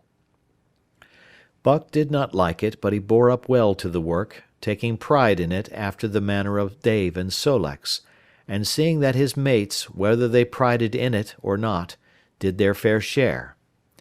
It was a monotonous life, operating with machine-like regularity. One day was very like another. At a certain time each morning the cooks turned out, fires were built, and breakfast was eaten. Then, while some broke camp, others harnessed the dogs, and they were under way an hour or so before the darkness fell which gave warning of dawn. At night camp was made. Some pitched the flies, others cut firewood and pine boughs for the beds, and still others carried water or ice for the cooks. Also the dogs were fed. To them this was the one feature of the day, though it was good to loaf around, after the fish was eaten, for an hour or so with the other dogs, of which there were 50 and odd. There were fierce fighters among them, but 3 battles with the fiercest brought Buck to mastery, so that when he bristled and showed his teeth, they got out of his way. Best of all, perhaps, he loved to lie near the fire, hind legs crouched under him, forelegs stretched out in front, head raised, and eyes blinking dreamily at the flames. Sometimes he thought of Judge Miller's big house in the sun-kissed Santa Clara Valley, and of the cement swimming tank, and Isabel, the Mexican hairless, and Toots, the Japanese pug. But oftener he remembered the man in the red sweater, the death of Curly, the great fight with Spitz, and the good things he had eaten or would like to eat. He was not homesick. The Sunland was very dim and distant, and such memories had no power over him. Far more potent were the memories of his heredity that gave things he had never seen before a seeming familiarity. The instincts, which were but the memories of his ancestors become habits, which had lapsed in later days, and still later, in him, quickened and become alive again. Sometimes as he crouched there, blinking dreamily at the flames, it seemed that the flames were of another fire, and that as he crouched by this other fire, he saw another and different man from the half-breed cook before him. This other man was shorter of leg and longer of arm, with muscles that were stringy and knotty rather than rounded and swelling. The hair of this man was long and matted, and his head slanted back under it from the eyes. He uttered strange sounds, and seemed very much afraid of the darkness, into which he peered continually, clutching in his hand, which hung midway between knee and foot, a stick with a heavy stone made fast to the end. He was all but naked, a ragged and fire-scorched skin hanging part way down his back, but on his body there was much hair. In some places, across the chest and shoulders and down the outside of the arms and thighs, it was matted into almost a thick fur. He did not stand erect, but with trunk inclined forward from the hips, on legs that bent at the knees. About his body there was a peculiar springiness, or resiliency, almost cat-like, and a quick alertness as of one who lived in perpetual fear of things seen and unseen. At other times this hairy man squatted by the fire with head between his legs and slept. On such occasions his elbows were on his knees, his hands clasped above his head as though to shed rain by the hairy arms. And beyond that fire, in the circling darkness, Buck could see many gleaming coals, 2 by 2, always 2 by 2, which he knew to be the eyes of great beasts of prey. And he could hear the crashing of their bodies through the undergrowth, and the noises they made in the night. And dreaming there by the Yukon bank, with lazy eyes blinking at the fire, these sounds and sights of another world would make the hair to rise along his back and stand on end across his shoulders and up his neck, till he whimpered low and suppressedly, or growled softly, and the half-breed cook shouted at him, "Hey, you Buck, wake up!" Whereupon the other world would vanish, and the real world come into his eyes, and he would get up and yawn and stretch as though he had been asleep. It was a hard trip, with the mail behind them, and the heavy work wore them down. They were short of weight and in poor condition when they made Dawson, and should have had a 10 days' or a week's rest at least. But in 2 days' time they dropped down the Yukon bank from the barracks, loaded with letters for the outside. The dogs were tired, the drivers grumbling, and to make matters worse, it snowed every day. This meant a soft trail, greater friction on the runners, and heavier pulling for the dogs. Yet the drivers were fair through it all, and did their best for the animals. Each night the dogs were attended to first. They ate before the drivers ate, and no man sought his sleeping robe till he had seen to the feet of the dogs he drove. Still, their strength went down. Since the beginning of the winter they had traveled 1,800 miles, dragging sleds the whole weary distance, and 1,800 miles will tell upon life of the toughest. Buck stood it, keeping his mates up to their work and maintaining discipline, though he too was very tired. Billy cried and whimpered regularly in his sleep each night. Joe was sourer than ever, and Sol-leks was unapproachable, blind side or other side. But it was Dave who suffered most of all. Something had gone wrong with him. He became more morose and irritable, and when camp was pitched at once made his nest, where his driver fed him. Once out of the harness and down, he did not get on his feet again till harness-up time in the morning. Sometimes, in the traces, when jerked by a sudden stoppage of the sled, or by straining to start it, he would cry out with pain. The driver examined him, but could find nothing. All the drivers became interested in his case. They talked it over at meal-time, and over their last pipes before going to bed, and one night they held a consultation. He was brought from his nest to the fire, and was pressed and prodded till he cried out many times.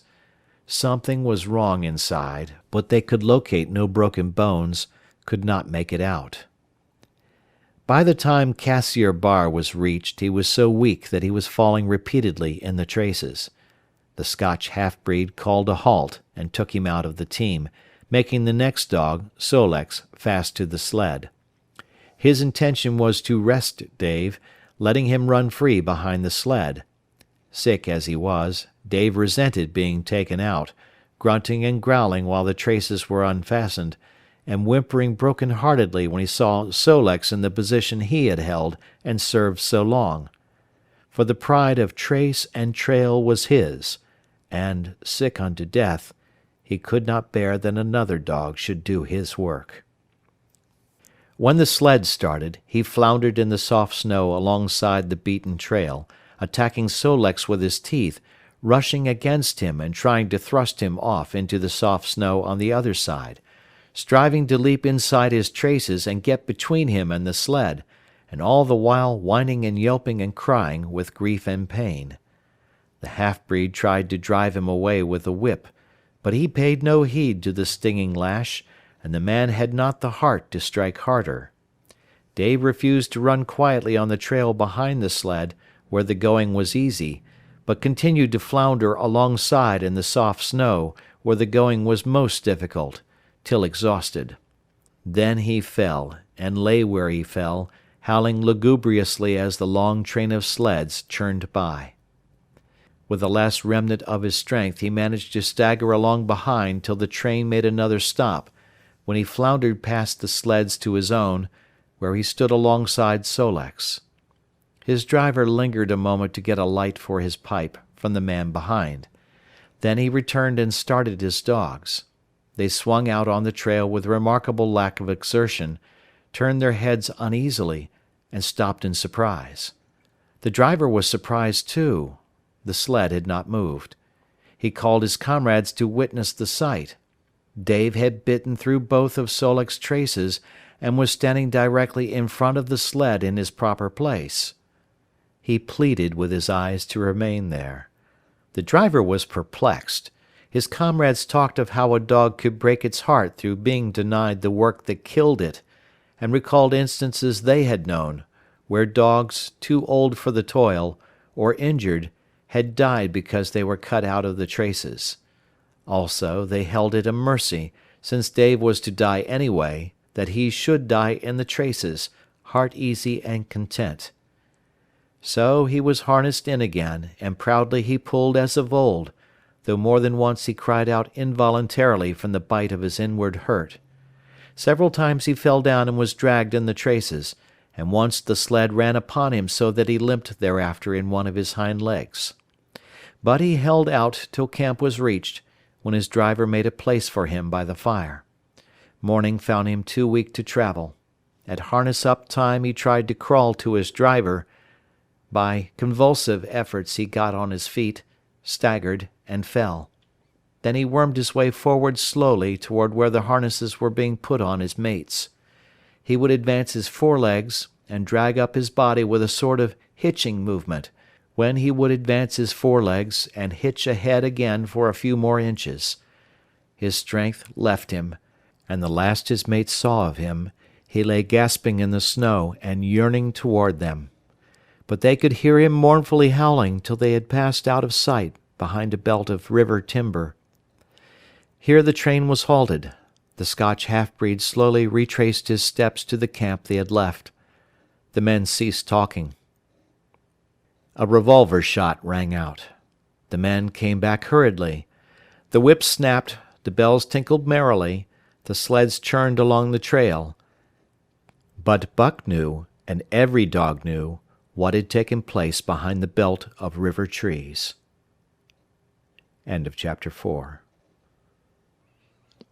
The Call of the Wild by Jack London. Chapter 5. The Toil of Trace and Trail. 30 days from the time it left Dawson, the saltwater mail, with Buck and his mates at the fore, arrived at Skagway. They were in a wretched state, worn out and worn down. Buck's 140 pounds had dwindled to 115. The rest of his mates, though lighter dogs, had relatively lost more weight than he. Pike, the malingerer, who in his lifetime of deceit had often successfully feigned a hurt leg, was now limping in earnest. Sol-leks was limping, and Dub was suffering from a wrenched shoulder blade. They were all terribly footsore. No spring or rebound was left in them. Their feet fell heavily on the trail, jarring their bodies and doubling the fatigue of a day's travel. There was nothing the matter with them except that they were dead tired. It was not the dead tiredness that comes through brief and excessive effort, from which recovery is a matter of hours, but it was the dead tiredness that comes through the slow and prolonged strength drainage of months of toil. There was no power of recuperation left, no reserve strength to call upon. It had all been used, the last least bit of it. Every muscle, every fiber, every cell was tired, dead tired. And there was reason for it. In less than 5 months they had traveled 2,500 miles, during the last 1,800 of which they had but 5 days' rest. When they arrived at Skagway they were apparently on their last legs. They could barely keep the traces taut, and on the downgrades just managed to keep out of the way of the sled. "Mush on, poor sore feets!" the driver encouraged them as they tottered down the main street of Skagway. "Dis is de las'. Den we get one long rest, eh? For sure. One bully long rest." The drivers confidently expected a long stopover.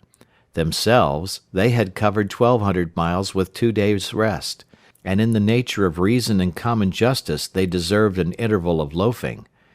But so many were the men who had rushed into the Klondike, and so many were the sweethearts, wives, and kin that had not rushed in, that the congested mail was taking on Alpine proportions.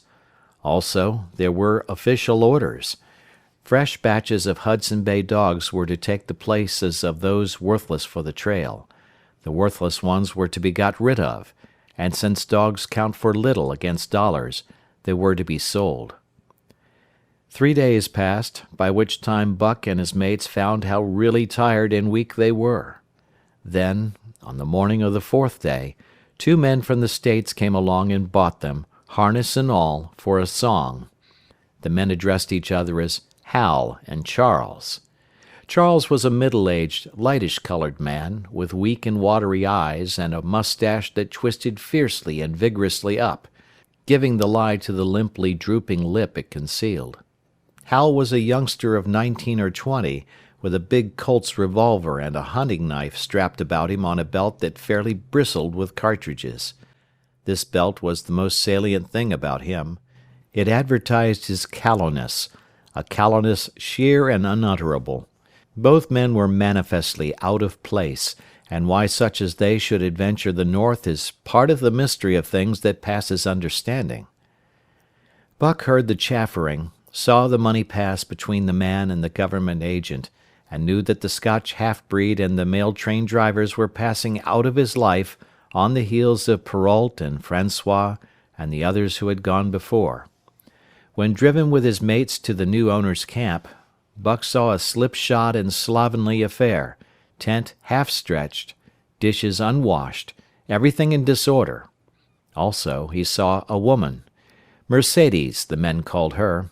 She was Charles's wife and Hal's sister, a nice family party.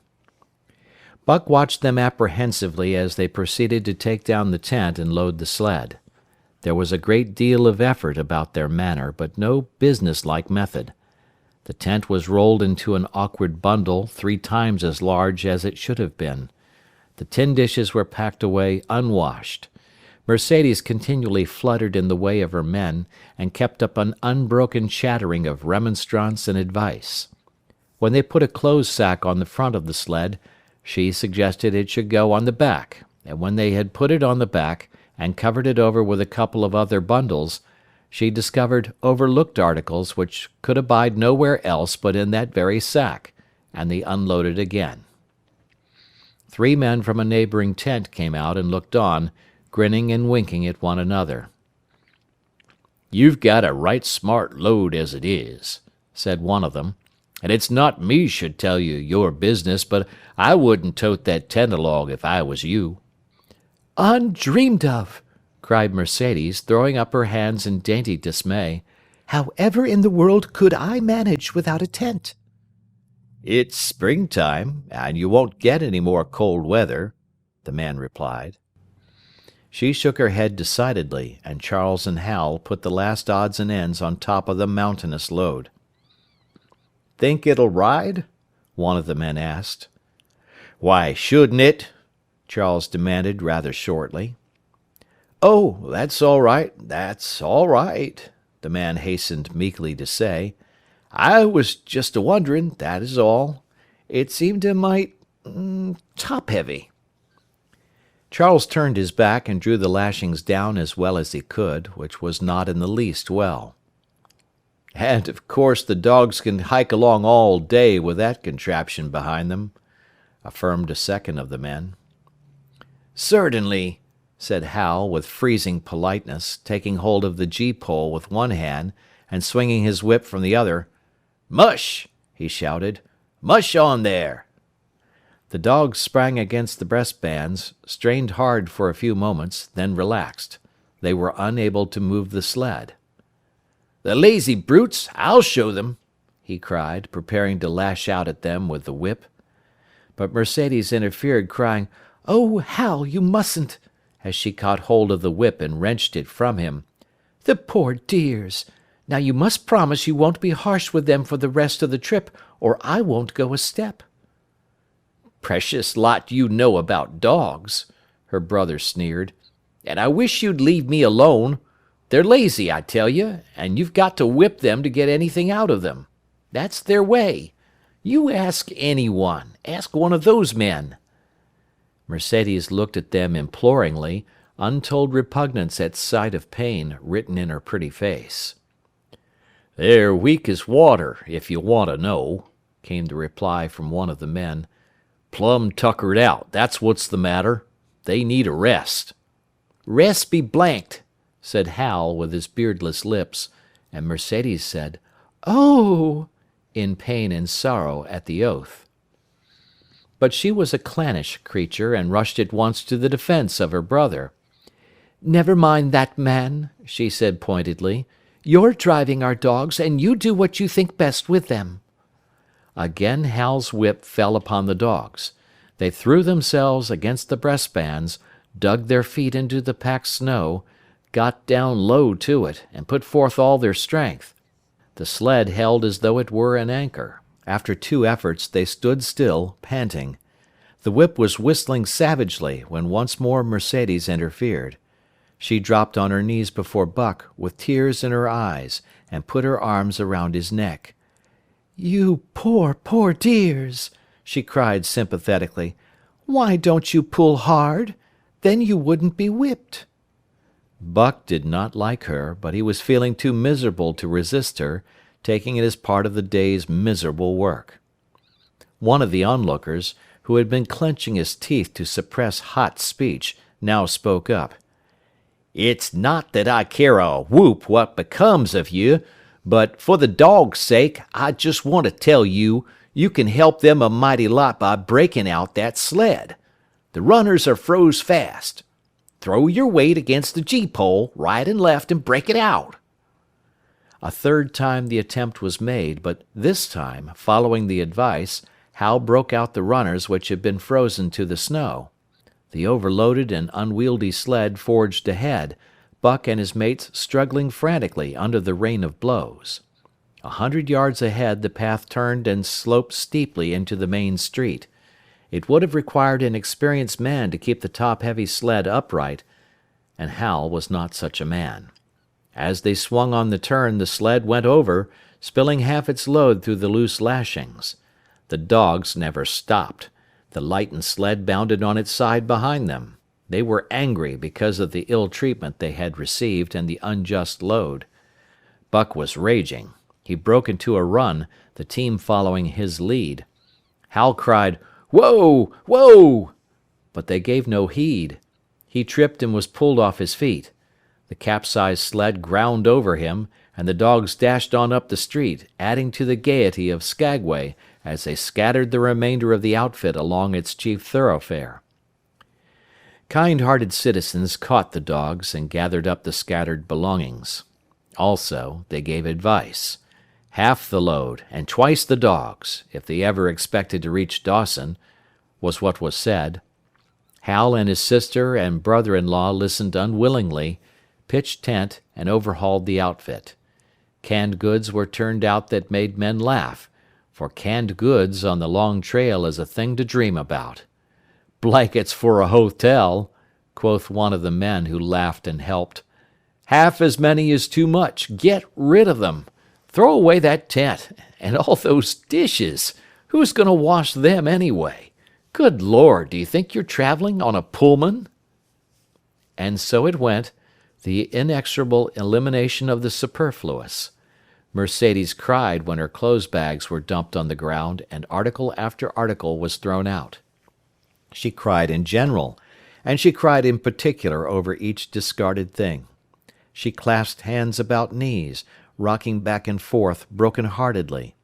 She averred she would not go an inch, not for a dozen Charleses.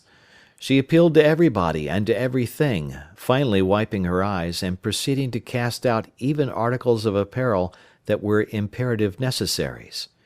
and in her zeal, when she had finished with her own, she attacked the belongings of her men and went through them like a tornado.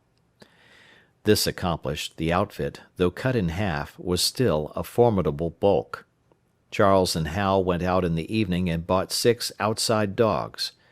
These, added to the 6 of the original team, and Teek and Kuna, the huskies obtained at the Rink Rapids on the record trip, brought the team up to 14. But the outside dogs, though practically broken in since their landing, did not amount to much. 3 were short-haired pointers, 1 was a Newfoundland, and the other 2 were mongrels of indeterminate breed. They did not seem to know anything, these newcomers. Buck and his comrades looked upon them with disgust, and though he speedily taught them their places and what not to do, he could not teach them what to do. They did not take kindly to trace and trail. With the exception of the 2 mongrels, they were bewildered and spirit-broken by the strange, savage environment in which they found themselves and by the ill treatment they had received. The 2 mongrels were without spirit at all. Bones were the only things breakable about them. With the newcomers hopeless and forlorn, and the old team worn out by 2,500 miles of continuous trail, the outlook was anything but bright. The 2 men, however, were quite cheerful, and they were proud, too. They were doing the thing in style, with 14 dogs. They had seen other sleds depart over the pass for Dawson, or come in from Dawson, but never had they seen a sled with so many as 14 dogs. In the nature of Arctic travel, there was a reason why 14 dogs should not drag one sled, and that was that one sled could not carry the food for 14 dogs. But Charles and Hal did not know this. They had worked the trip out with a pencil, so much to a dog, so many dogs, so many days, QED. Mercedes looked over their shoulders and nodded comprehensively. It was all so very simple. Late next morning, Buck led the long team up the street. There was nothing lively about it, no snap or go in him and his fellows. They were starting dead weary. 4 times he had covered the distance between Saltwater and Dawson, and the knowledge that, jaded and tired, he was facing the same trail once more, made him bitter. His heart was not in the work, nor was the heart of any dog. The outsides were timid and frightened, the insides without confidence in their masters. Buck felt vaguely that there was no depending upon these 2 men and the woman. They did not know how to do anything, and as the days went by it became apparent that they could not learn. They were slack in all things, without order or discipline. It took them half the night to pitch a slovenly camp, and half the morning to break that camp and get the sled loaded in fashion so slovenly that for the rest of the day they were occupied in stopping and rearranging the load. Some days they did not make 10 miles. On other days they were unable to get started at all. And on no day did they succeed in making more than half the distance used by the men as a basis in their dog food computation. It was inevitable that they should go short on dog food, but they hastened it by overfeeding, bringing the day nearer when underfeeding would commence. The outside dogs, whose digestions had not been trained by chronic famine to make the most of little, had voracious appetites. And when, in addition to this, the worn-out huskies pulled weakly, Hal decided that the orthodox ration was too small. He doubled it, and to cap it all, when Mercedes, with tears in her pretty eyes and a quaver in her throat, could not cajole him into giving the dogs still more, she stole from the fish sacks and fed them slyly. But it was not food that Buck and the huskies needed, but rest. And though they were making poor time, the heavy load they dragged sapped their strength severely. Then came the underfeeding.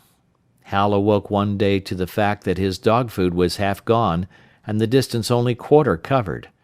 Further, that for love or money no additional dog food was to be obtained. So he cut down even the orthodox ration and tried to increase the day's travel. His sister and brother-in-law seconded him, but they were frustrated by their heavy outfit and their own incompetence. It was a simple matter to give the dogs less food, but it was impossible to make the dogs travel faster, while their own inability to get under way earlier in the morning prevented them from traveling longer hours. Not only did they not know how to work dogs, but they did not know how to work themselves. The first to go was Dub. Poor blundering thief that he was, always getting caught and punished, he had none the less been a faithful worker. His wrenched shoulder blade, untreated and unrested, went from bad to worse, till finally Hal shot him with the big Colt's revolver. It is a saying of the country that an outside dog starves to death on the ration of the husky, so the 6 outside dogs under Buck could do no less than die on half the ration of the husky. The Newfoundland went first, followed by the 3 short-haired pointers, the 2 mongrels hanging more grittily on to life, but going in the end. By this time all the amenities and gentlenesses of the Southland had fallen away from the 3 people. Shorn of its glamour and romance, Arctic travel became to them a reality too harsh for their manhood and womanhood. Mercedes ceased weeping over the dogs, being too occupied with weeping over herself and with quarreling with her husband and brother. To quarrel was the one thing they were never too weary to do. Their irritability arose out of their misery, increased with it, doubled upon it, outdistanced it. The wonderful patience of the trail which comes to men who toil hard and suffer sore, and remain sweet of speech and kindly, did not come to these 2 men and the woman. They had no inkling of such a patience. They were stiff and in pain, their muscles ached, their bones ached, their very hearts ached, and because of this they became sharp of speech, and hard words were first on their lips in the morning and last at night. Charles and Hal wrangled whenever Mercedes gave them a chance. It was the cherished belief of each that he did more than his share of the work, and neither forbore to speak this belief at every opportunity. Sometimes Mercedes sided with her husband, sometimes with her brother. The result was a beautiful and unending family quarrel.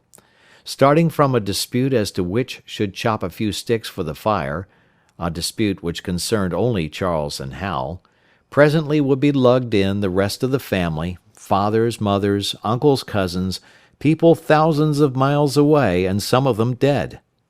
That Hal's views on art, or the sort of society plays his mother's brother wrote, should have anything to do with the chopping of a few sticks of firewood, passes comprehension.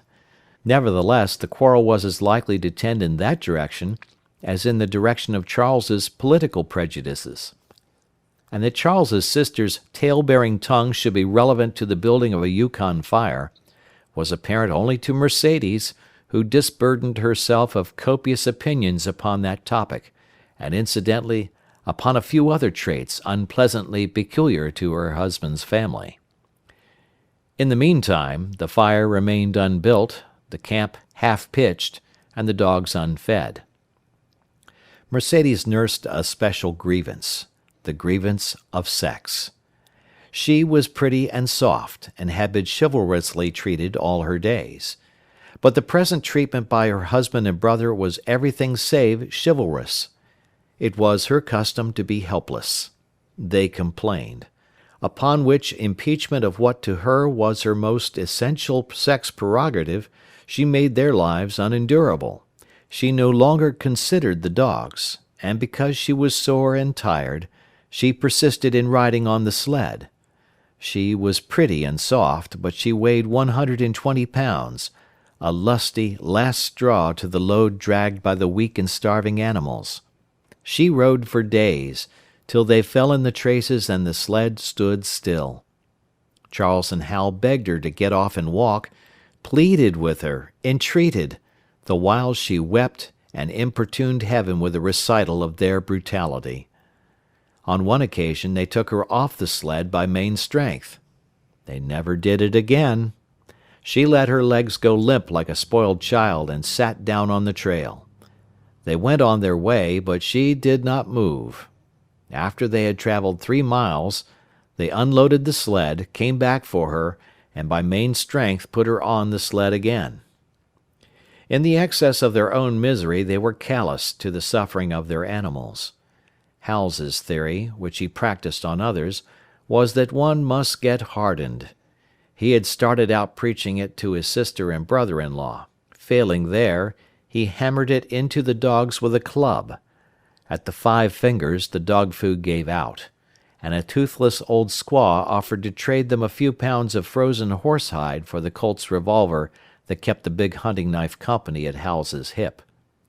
A poor substitute for food was this hide, just as it had been stripped from the starved horses of the cattlemen 6 months back. In its frozen state it was more like strips of galvanized iron, and when a dog wrestled it into his stomach, it thawed into thin and innutritious leathery strings and into a mass of short hair, irritating and indigestible. And through it all Buck staggered along at the head of the team as in a nightmare. He pulled when he could. When he could no longer pull, he fell down and remained down till blows from whip or club drove him to his feet again. All the stiffness and gloss had gone out of his beautiful furry coat. The hair hung down, limp and draggled, or matted with dried blood where Hal's club had bruised him. His muscles had wasted away to knotty strings, and the flesh pads had disappeared, so that each rib and every bone in his frame were outlined cleanly through the loose hide that was wrinkled in folds of emptiness. It was heartbreaking, only Buck's heart was unbreakable. The man in the red sweater had proved that. As it was with Buck, so was it with his mates. They were perambulating skeletons. There were 7 altogether, including him. In their very great misery they had become insensible to the bite of the lash or the bruise of the club. The pain of the beating was dull and distant, just as the things their eyes saw and their ears heard seemed dull and distant. They were not half living, or quarter living. They were simply so many bags of bones in which sparks of life fluttered faintly. When a halt was made, they dropped down in the traces like dead dogs, and the spark dimmed and paled and seemed to go out. And when the club or whip fell upon them, the spark fluttered feebly up, and they tottered to their feet and staggered on. There came a day when Billy, the good-natured, fell and could not rise. Hal had traded off his revolver, so he took the axe and knocked Billy on the head as he lay in the traces, then cut the carcass out of the harness and dragged it to one side. Buck saw, and his mates saw, and they knew that this thing was very close to them. On the next day Kuno went, and but 5 of them remained. Joe, too far gone to be malignant; Pike, crippled and limping, only half conscious and not conscious enough longer to malinger; Sol-leks, the one-eyed, still faithful to the toil of trace and trail, and mournful in that he had so little strength with which to pull; Teek, who had not travelled so far that winter, and who was now beaten more than the others because he was fresher; and Buck, still at the head of the team, but no longer enforcing discipline or striving to enforce it, blind with weakness half the time, and keeping the trail by the loom of it and by the dim feel of his feet. It was beautiful spring weather, but neither dogs nor humans were aware of it. Each day the sun rose earlier and set later. It was dawn by 3 in the morning, and twilight lingered till 9 at night. The whole long day was a blaze of sunshine. The ghostly winter silence had given way to the great spring murmur of awakening life. This murmur arose from all the land, fraught with the joy of living. It came from the things that lived and moved again, things which had been as dead, and which had not moved during the long months of frost. The sap was rising in the pines. The willows and the aspens were bursting out in young buds. Shrubs and vines were putting on fresh garbs of green. Crickets sang in the nights, and in the days all manner of creeping, crawling things rustled forth into the sun. Partridges and woodpeckers were booming and knocking in the forest. Squirrels were chattering, birds singing, and overhead honked the wildfowl driving up from the south in cunning wedges that split the air. From every hill slope came the trickle of running water, the music of unseen fountains. All things were thawing, bending, snapping. The Yukon was straining to break loose the ice that bound it down. It ate away from beneath, the sun ate from above. Air holes formed, fissures sprang and spread apart, while thin sections of ice fell through bodily into the river. And amid all this bursting, rending, throbbing of awakening life, under the blazing sun and through the soft sighing breezes, like wayfarers to death, staggered the two men, the woman, and the huskies. With the dogs falling, Mercedes weeping and riding, Hal swearing innocuously, and Charles's eyes wistfully watering, they staggered into John Thornton's camp at the mouth of White River. When they halted, the dogs dropped down as though they had all been struck dead. Mercedes dried her eyes and looked at John Thornton. Charles sat down on a log to rest. He sat down very slowly and painstakingly, what of his great stiffness. Hal did the talking. John Thornton was whittling the last touches on an axe handle he had made from a stick of birch. He whittled and listened, gave monosyllabic replies, and when it was asked, terse advice. He knew the breed, and he gave his advice in the certainty that it would not be followed. "They told us up above that the bottom was dropping out of the trail and that the best thing for us to do was to lay over," Hal said in response to Thornton's warning to take no more chances on the rotten ice. "They told us we couldn't make White River, and here we are," this last with a sneering ring of triumph in it. "And they told you true," John Thornton answered. "The bottom's likely to drop out at any moment. Only fools, with the blind luck of fools, could have made it. I tell you straight, I wouldn't risk my carcass on that ice for all the gold in Alaska." "That's because you're not a fool, I suppose," said Hal. "All the same, we'll go on to Dawson." He uncoiled his whip. "Get up there, Buck! Hi! Get up! Mush on!" Thornton went on whittling. It was idle, he knew, to get between a fool and his folly, while 2 or 3 fools more or less would not alter the scheme of things. But the team did not get up at the command. It had long since passed into the stage where blows were required to rouse it. The whip flashed out, here and there, on its merciless errands. John Thornton compressed his lips. Sol-leks was the first to crawl to his feet. Teek followed. Joe came next, yelping with pain. Pike made painful efforts. Twice he fell over, when half up, and on the third attempt managed to rise. Buck made no effort. He lay quietly where he had fallen. The lash bit into him again and again, but he neither whined nor struggled. Several times Thornton started, as though to speak, but changed his mind. A moisture came into his eyes, and, as the whipping continued, he arose and walked irresolutely up and down. This was the first time Buck had failed, in itself a sufficient reason to drive Hal into a rage. He exchanged the whip for the customary club. Buck refused to move under the rain of heavier blows which now fell upon him. Like his mates, he barely able to get up, but unlike them, he had made up his mind not to get up. He had a vague feeling of impending doom. This had been strong upon him when he pulled in to the bank, and it had not departed from him. What of the thin and rotten ice he had felt under his feet all day, it seemed that he sensed disaster close at hand, out there ahead on the ice where his master was trying to drive him. He refused to stir. So greatly had he suffered, and so far gone was he, that the blows did not hurt much, and as they continued to fall upon him, the spark of life within flickered and went down. It was nearly out. He felt strangely numb. As though from a great distance, he was aware that he was being beaten. The last sensations of pain left him. He no longer felt anything, though very faintly he could hear the impact of the club upon his body.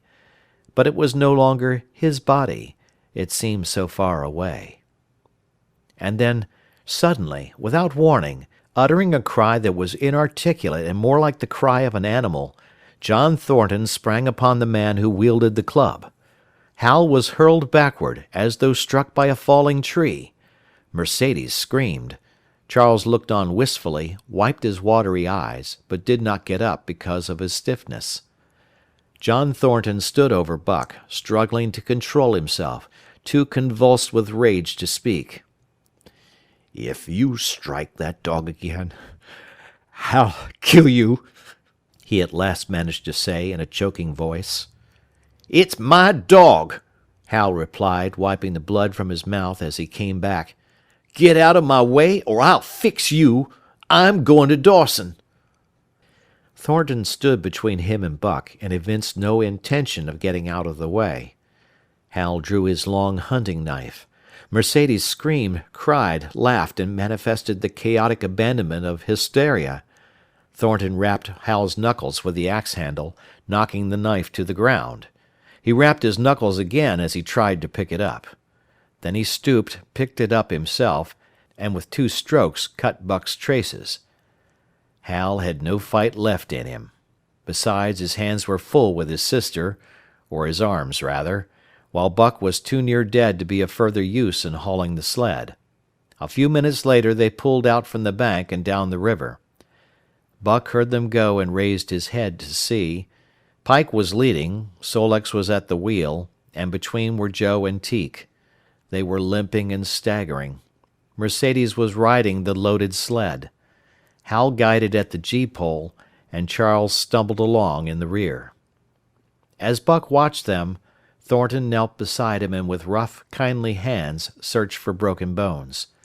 By the time his search had disclosed nothing more than many bruises and a state of terrible starvation, the sled was a quarter of a mile away. Dog and man watched it crawling along over the ice. Suddenly, they saw its back end drop down, as into a rut, and the gee-pole, with Hal clinging to it, jerk into the air. Mercedes' scream came to their ears. They saw Charles turn and make one step to run back, and then a whole section of ice give way and dogs and humans disappear. A yawning hole was all that was to be seen. The bottom had dropped out of the trail. John Thornton and Buck looked at each other. "You poor devil," said John Thornton, and Buck licked his hand. End of chapter 5. The Call of the Wild by Jack London. Chapter 6. For the Love of a Man. When John Thornton froze his feet in the previous December, his partners had made him comfortable and left him to get well, going on themselves up the river to get out a raft of saw logs for Dawson. He was still limping slightly at the time he rescued Buck, but with the continued warm weather even the slight limp left him. And here, lying by the river bank through the long spring days, watching the running water, listening lazily to the songs of birds and the hum of nature, Buck slowly won back his strength. A rest comes very good after one has traveled 3,000 miles, and it must be confessed that Buck waxed lazy as his wounds healed, his muscles swelled out, and the flesh came back to cover his bones. For that matter, they were all loafing, Buck, John Thornton, and Skeet and Nig, waiting for the raft to come that was to carry them down to Dawson. Skeet was a little Irish setter who early made friends with Buck, who, in a dying condition, was unable to resent her first advances. She had the doctor trait which some dogs possess, and as a mother cat washes her kittens, so she washed and cleansed Buck's wounds.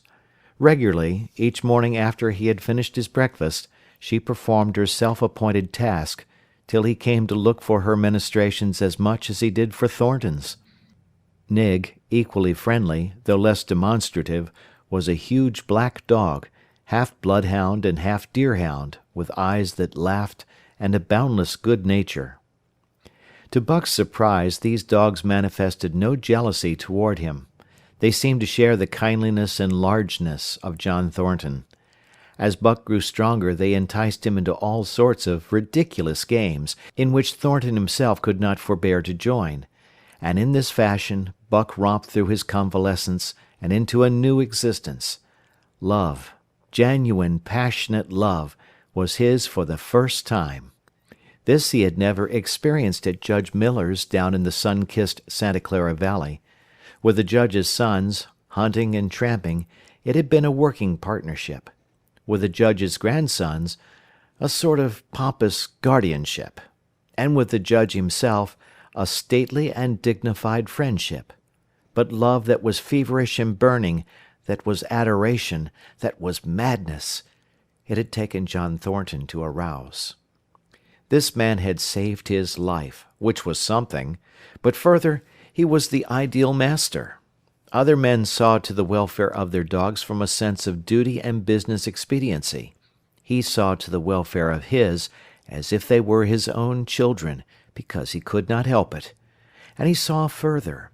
He never forgot a kindly greeting or a cheering word, and to sit down for a long talk with them, gas, he called it, was as much his delight as theirs. He had a way of taking Buck's head roughly between his hands and resting his own head upon Buck's, of shaking him back and forth, the while calling him ill names that to Buck were love names. Buck knew no greater joy than that rough embrace and the sound of murmured oaths, and at each jerk back and forth it seemed that his heart would be shaken out of his body, so great was its ecstasy. And when, released, he sprang to his feet, his mouth laughing, his eyes eloquent, his throat vibrant with unuttered sound, and in that fashion remained without movement, John Thornton would reverently exclaim, "God, you can all but speak." Buck had a trick of love expression that was akin to hurt. He would often seize Thornton's hand in his mouth and close so fiercely that the flesh bore the impress of his teeth for some time afterward. And as Buck understood the oaths to be love words, so the man understood this feigned bite for a caress. For the most part, however, Buck's love was expressed in adoration. While he went wild with happiness when Thornton touched him or spoke to him, he did not seek these tokens. Unlike Skeet, who was wont to shove her nose under Thornton's hand and nudge until petted, or Nig, who would stalk up and rest his great head on Thornton's knee, Buck was content to adore at a distance. He would lie by the hour, eager, alert, at Thornton's feet, looking up into his face, dwelling upon it, studying it, following with keenest interest each fleeting expression, every movement or change of feature. Or, as chance might have it, he would lie farther away, to the side or rear, watching the outlines of the man and the occasional movements of his body. And often, such was the communion in which they lived, the strength of Buck's gaze would draw John Thornton's head around, and he would return the gaze, without speech, his heart shining out of his eyes, as Buck's heart shone out. For a long time after his rescue, Buck did not like Thornton to get out of his sight. From the moment he left the tent to when he entered it again, Buck would follow at his heels. His transient masters, since he had come into the Northland, had bred in him a fear that no master could be permanent. He was afraid that Thornton would pass out of his life as Perrault and Francois and the Scotch half-breed had passed out. Even in the night, in his dreams, he was haunted by this fear. At such times he would shake off sleep and creep through the chill to the flap of the tent, where he would stand and listen to the sound of his master's breathing. But in spite of this great love he bore John Thornton, which seemed to bespeak the soft, civilizing influence, the strain of the primitive, which the Northland had aroused in him, remained alive and active. Faithfulness and devotion, things born of fire and roof, were his, yet he retained his wildness and wiliness. He was a thing of the wild, come in from the wild to sit by John Thornton's fire, rather than a dog of the soft Southland stamped with the marks of generations of civilization. Because of his very great love, he could not steal from this man, but from any other man, in any other camp, he did not hesitate an instant, while the cunning with which he stole enabled him to escape detection. His face and body were scored by the teeth of many dogs, and he fought as fiercely as ever and more shrewdly. Skeet and Nig were too good-natured for quarreling. Besides, they belonged to John Thornton. But the strange dog, no matter what the breed or valor, swiftly acknowledged Buck's supremacy, or found himself struggling for life with a terrible antagonist. And Buck was merciless. He had learned well the law of club and fang, and he never forwent an advantage or drew back from a foe he had started on the way to death. He had lessoned from Spitz, and from the chief fighting dogs of the police and mail, and knew there was no middle course. He must master or be mastered, while to show mercy was a weakness. Mercy did not exist in the primordial life. It was misunderstood for fear, and such misunderstandings made for death.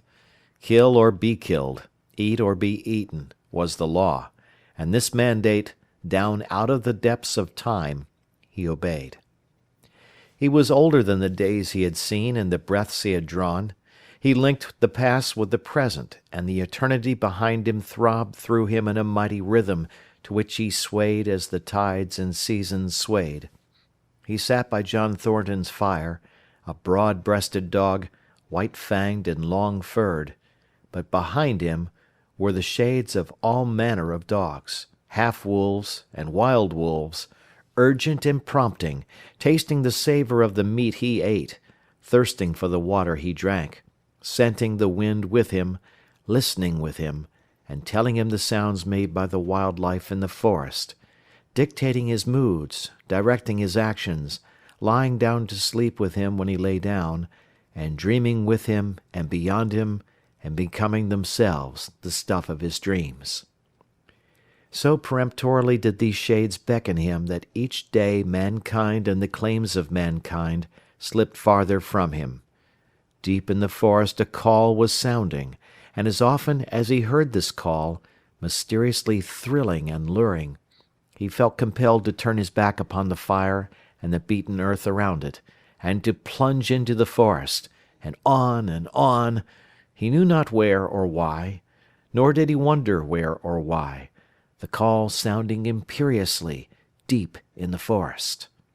But as often as he gained the soft unbroken earth and the green shade, the love for John Thornton drew him back to the fire again. Thornton alone held him. The rest of mankind was as nothing. Chance travellers might praise or pet him, but he was cold under it all, and from a too demonstrative man he would get up and walk away. When Thornton's partners, Hans and Pete, arrived on the long-expected raft, Buck refused to notice them till he learned they were close to Thornton. After that, he tolerated them in a passive sort of way, accepting favours from them as though he favoured them by accepting. They were of the same large type as Thornton, living close to the earth, thinking simply and seeing clearly, and ere they swung the raft into the big eddy by the sawmill at Dawson, they understood Buck and his ways, and did not insist upon an intimacy such as obtained with Skeet and Nig. For Thornton, however, his love seemed to grow and grow. He, alone among men, could put a pack upon Buck's back in the summer travelling. Nothing was too great for Buck to do when Thornton commanded. One day, they had grub-staked themselves from the proceeds of the raft and left Dawson for the headwaters of the Tanana. The men and dogs were sitting on the crest of a cliff which fell away straight down to naked bedrock 300 feet below. John Thornton was sitting near the edge, Buck at his shoulder. A thoughtless whim seized Thornton, and he drew the attention of Hans and Pete to the experiment he had in mind. "Jump, Buck!" he commanded, sweeping his arm out and over the chasm. The next instant he was grappling with Buck on the extreme edge, while Hans and Pete were dragging them back into safety. "It's uncanny," Pete said after it was over, and they had caught their speech. Thornton shook his head. "No, it is splendid, and it is terrible, too. Do you know, it sometimes makes me afraid." "I'm not hankering to be the man that lays hands on you while he's around," Pete announced conclusively, nodding his head toward Buck. "By jingo!" was Hans's contribution. "Not mineself either." It was at Circle City, ere the year was out, that Pete's apprehensions were realized. Black Burton, a man evil-tempered and malicious, had been picking a quarrel with a tenderfoot at the bar, when Thornton stepped good-naturedly between. Buck, as was his custom, was lying in a corner, head on paws, watching his master's every action. Burton struck out without warning straight from the shoulder. Thornton was sent spinning, and saved himself from falling only by clutching the rail of the bar. Those who were looking on heard what was neither bark nor yelp, but a something which is best described as a roar, and they saw Buck's body rise up in the air as he left the floor for Burton's throat. The man saved his life by instinctively throwing out his arm, but was hurled backward to the floor with Buck on top of him. Buck loosed his teeth from the flesh of the arm and drove in again for the throat. This time the man succeeded only in partly blocking, and his throat was torn open. Then the crowd was upon Buck, and he was driven off, but while a surgeon checked the bleeding, he prowled up and down, growling furiously, attempting to rush in, and being forced back by an array of hostile clubs. A miners' meeting, called on the spot, decided that the dog had sufficient provocation, and Buck was discharged. But his reputation was made, and from that day his name spread through every camp in Alaska. Later on, in the fall of the year, he saved John Thornton's life in quite another fashion. The three partners were lining a long and narrow poling boat down a bad stretch of rapids on the 40-mile creek. Hans and Pete moved along the bank, snubbing with a thin manila rope from tree to tree, while Thornton remained in the boat, helping its descent by means of a pole, and shouting directions to the shore. Buck, on the bank, worried and anxious, kept abreast of the boat, his eyes never off his master.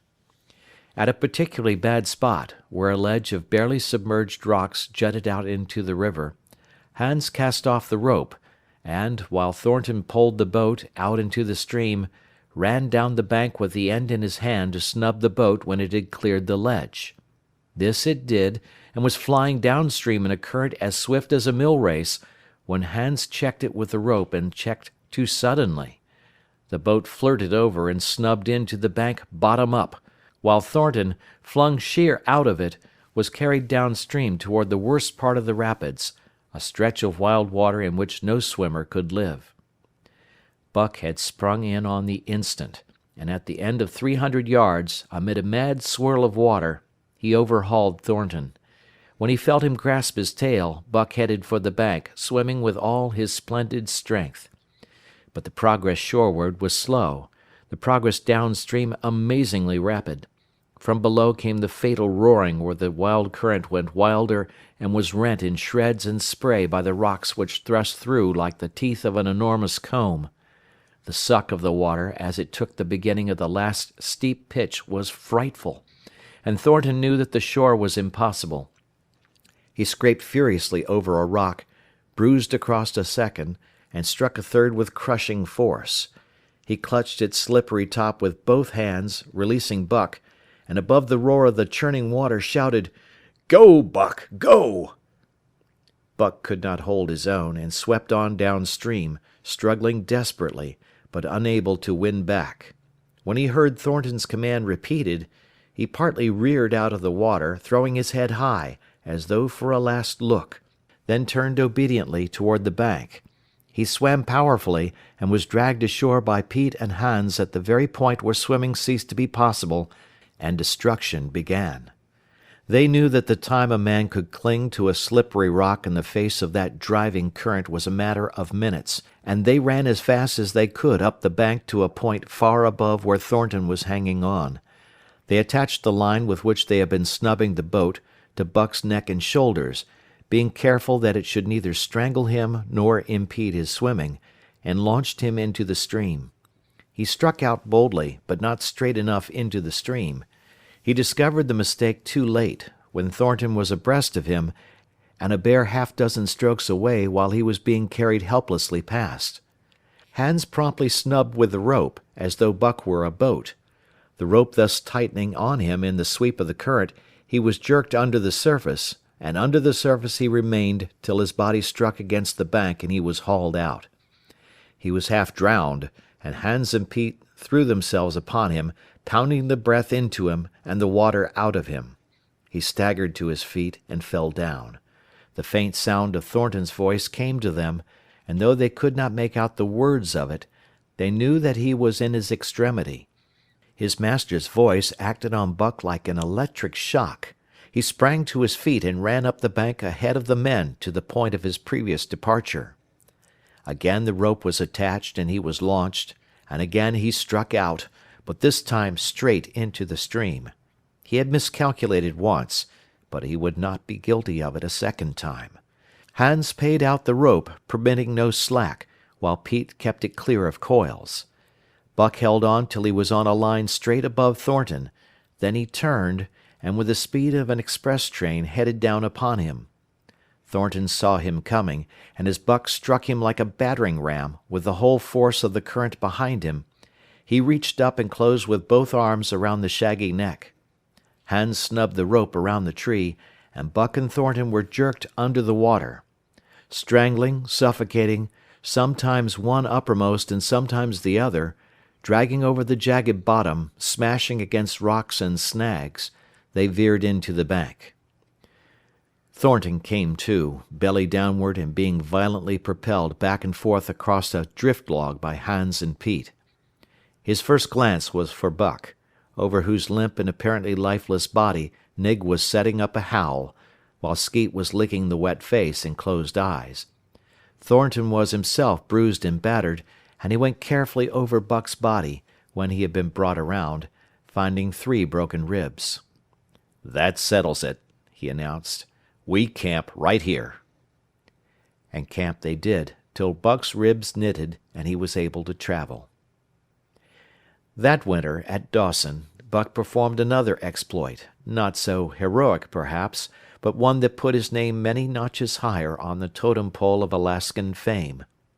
This exploit was particularly gratifying to the 3 men, for they stood in need of the outfit which it furnished, and was enabled to make a long-desired trip into the virgin East, where miners had not yet appeared.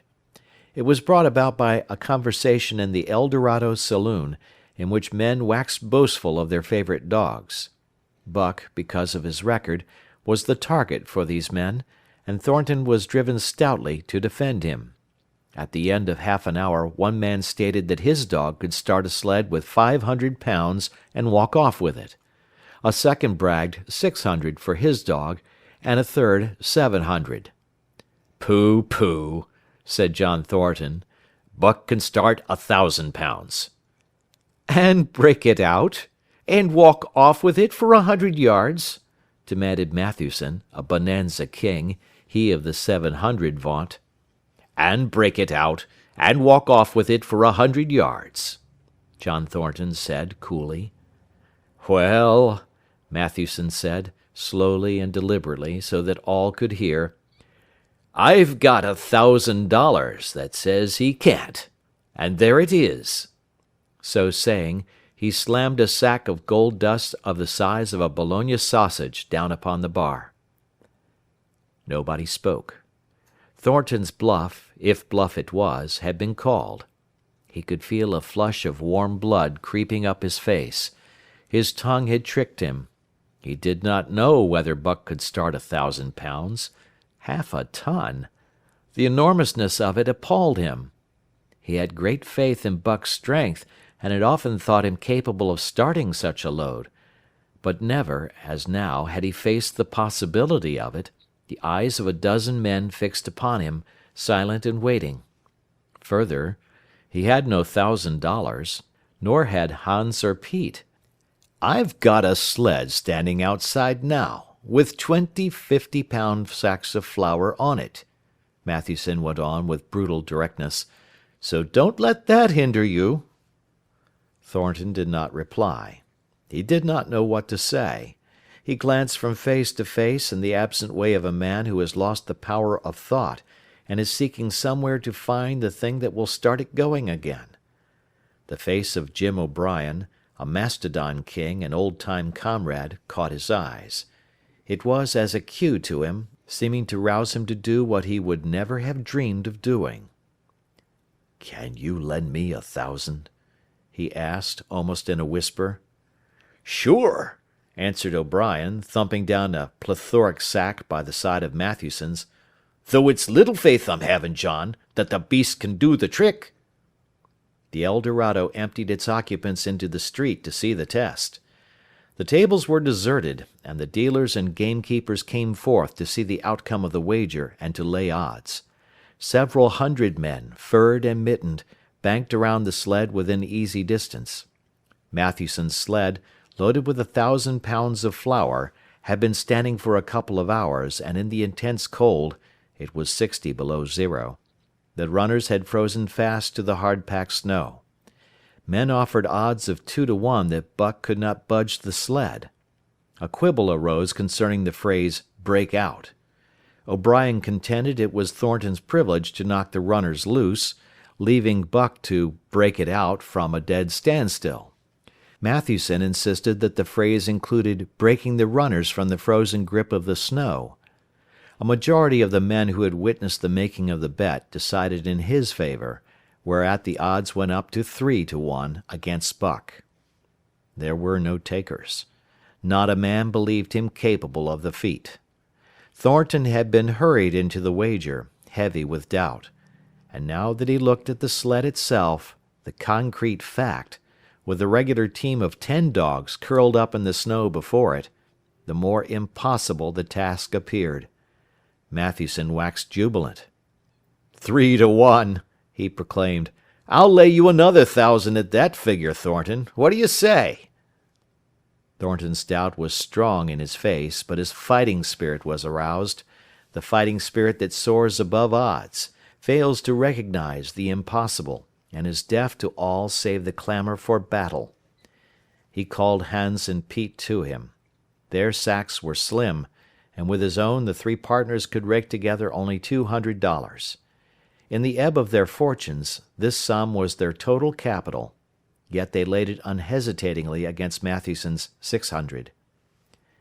The team of 10 dogs was unhitched, and Buck, with his own harness, was put into the sled. He had caught the contagion of the excitement, and he felt that in some way he must do a great thing for John Thornton. Murmurs of admiration at his splendid appearance went up. He was in perfect condition, without an ounce of superfluous flesh, and the 150 pounds that he weighed were so many pounds of grit and virility. His furry coat shone with the sheen of silk. Down the neck and across the shoulders, his mane, in repose as it was, half bristled and seemed to lift with every movement, as though excess of vigor made every particular hair alive and active. The great breast and heavy forelegs were no more than in proportion with the rest of the body, where the muscles showed in tight rolls underneath the skin. Men felt these muscles and proclaimed them hard as iron, and the odds went down to 2 to 1. Gad, sir, stuttered a member of the latest dynasty, a king of the Skookum benches. "I offer you 800 for him, sir, before the test, sir. 800 just as he stands." Thornton shook his head and stepped to Buck's side. "You must stand off from him," Matthewson protested. "Free play and plenty of room." The crowd fell silent. Only could be heard the voices of the gamblers vainly offering 2 to 1. Everybody acknowledged Buck a magnificent animal, but 20 50-pound sacks of flour bulked too large in their eyes for them to loosen their pouch strings. Thornton knelt down by Buck's side. He took his head in his 2 hands and rested cheek on cheek. He did not playfully shake him, as was his wont, or murmur soft love curses, but he whispered in his ear.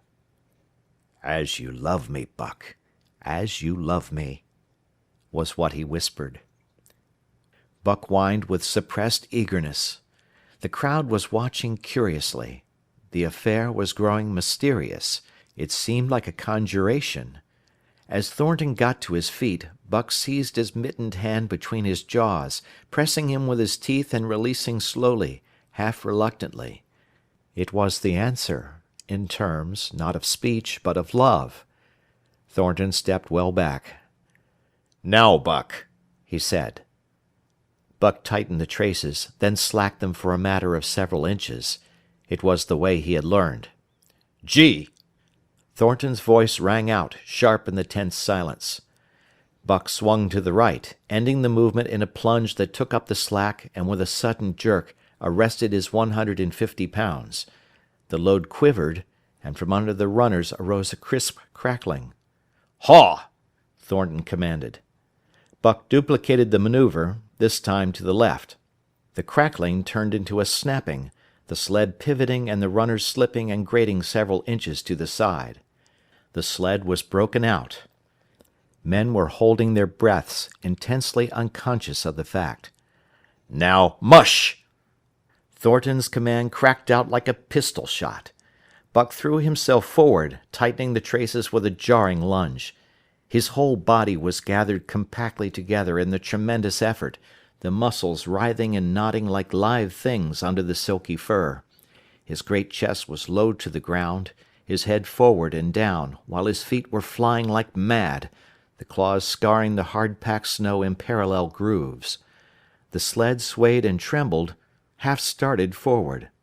One of his feet slipped and one man groaned aloud.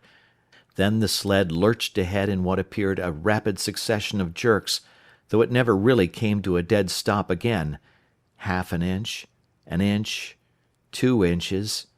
The jerks perceptibly diminished. As the sled gained momentum, he caught them up till it was moving steadily along. Men gasped and began to breathe again, unaware that for a moment they had ceased to breathe. Thornton was running behind, encouraging Buck with short, cheery words. The distance had been measured off, and as he neared the pile of firewood which marked the end of the 100 yards, a cheer began to grow and grow, which burst into a roar as he passed the firewood and halted at command. Every man was tearing himself loose, even Matthewson. Hats and mittens were flying in the air. Men were shaking hands, it did not matter with whom, and bubbling over in a general incoherent babble. But Thornton fell on his knees beside Buck. Head was against head, and he was shaking him back and forth. Those who hurried up heard him cursing Buck, and he cursed him long and fervently, and softly and lovingly. "Gad, sir! Gad, sir!" spluttered the Skookumbench King. "I'll give you 1,000 for him, sir! 1,000, sir! 1,200, sir!" Thornton rose to his feet. His eyes were wet. The tears were streaming frankly down his cheeks. "Sir," he said to the Skookumbench King, "no, sir. You can go to hell, sir. It's the best I can do for you, sir." Buck seized Thornton's hand in his teeth. Thornton shook him back and forth. As though animated by a common impulse, the onlookers drew back to a respectful distance, nor were they again indiscreet enough to interrupt.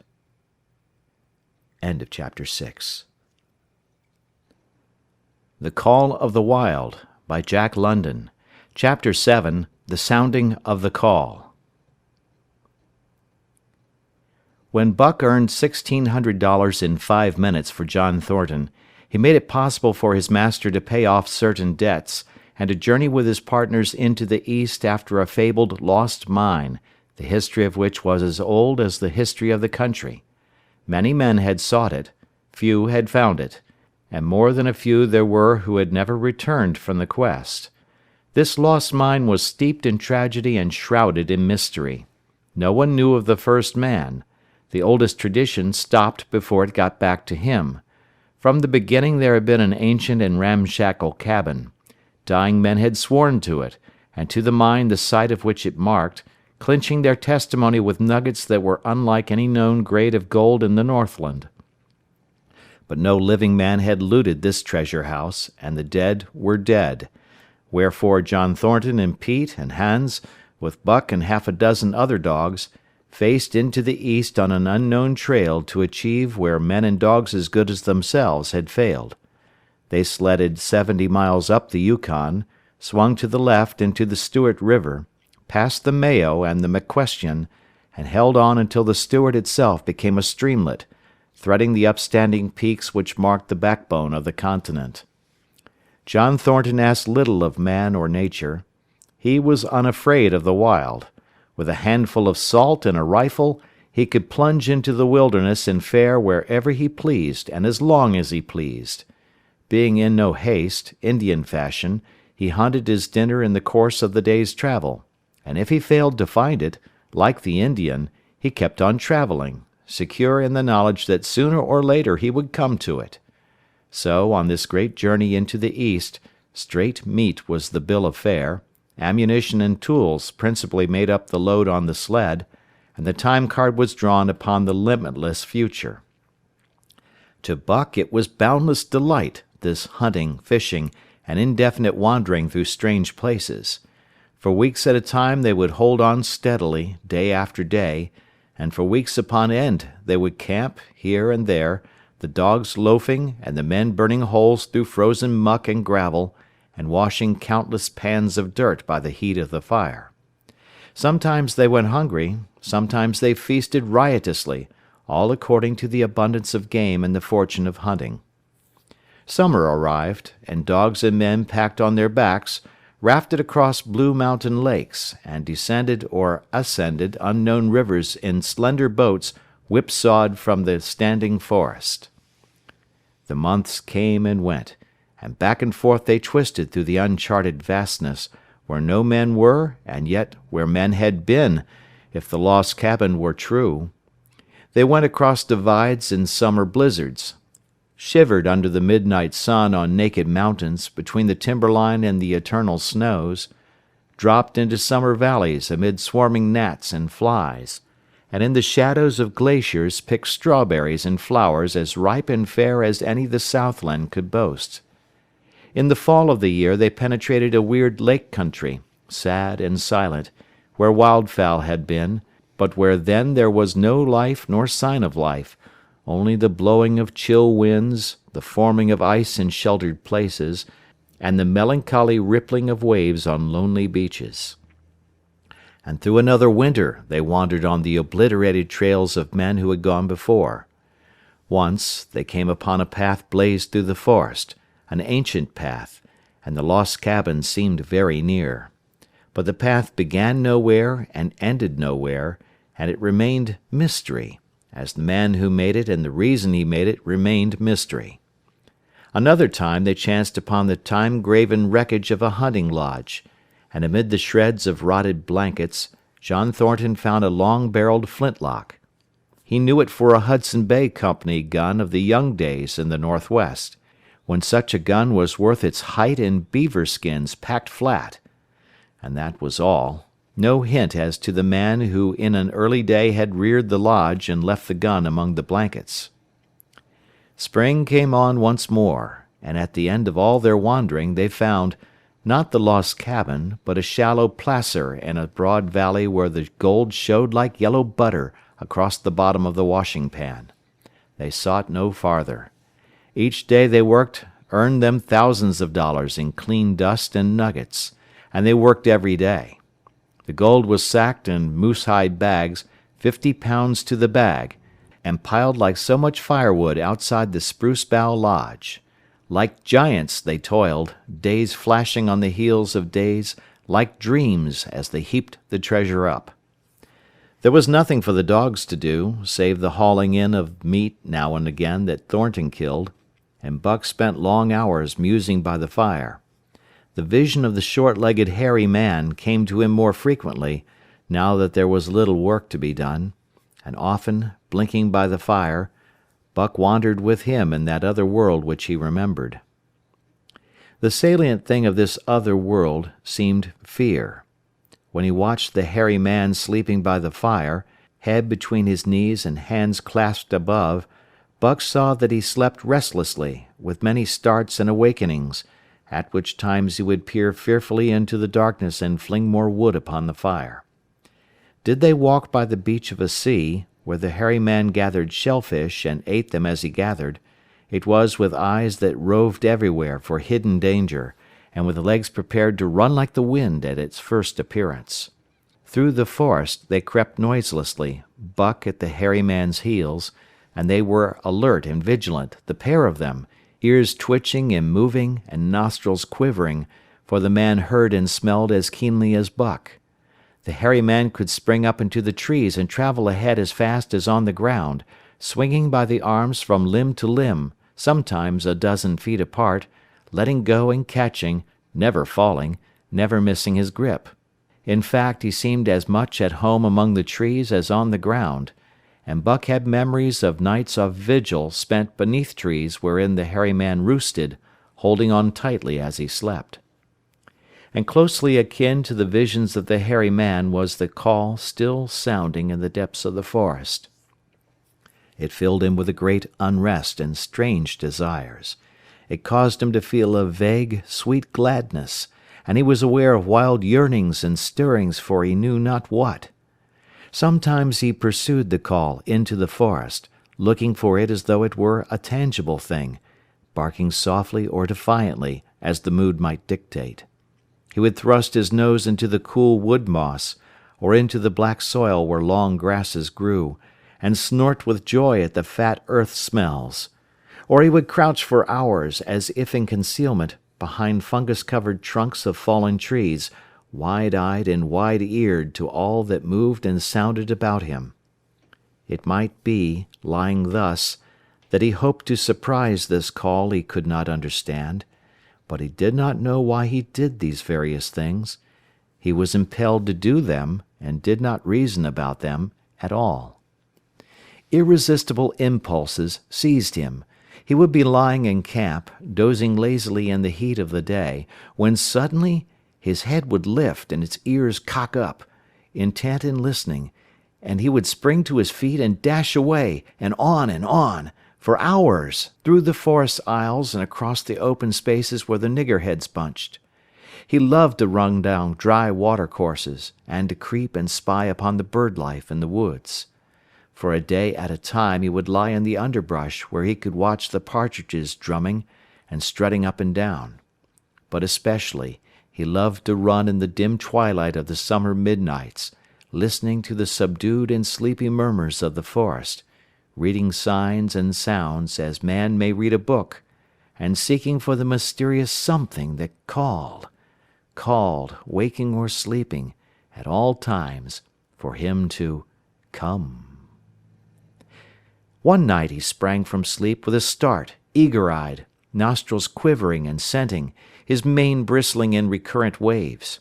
From the forest came the call, or one note of it, for the call was many-noted, distinct and definite as never before, a long-drawn howl, like, yet unlike, any noise made by husky dog. And he knew it, in the old familiar way, as a sound heard before. He sprang through the sleeping camp and in swift silence dashed through the woods. As he drew closer to the cry he went more slowly, with caution in every movement, till he came to an open place among the trees, and looking out saw, erect on haunches, with nose pointed to the sky, a long, lean timber wolf. He had made no noise, yet it ceased from its howling and tried to sense his presence. Buck stalked into the open, half crouching, body gathered compactly together, tail straight and stiff, feet falling with unwonted care. Every movement advertised commingled threatening and overture of friendliness. It was the menacing truce that marks the meeting of wild beasts that prey. But the wolf fled at sight of him.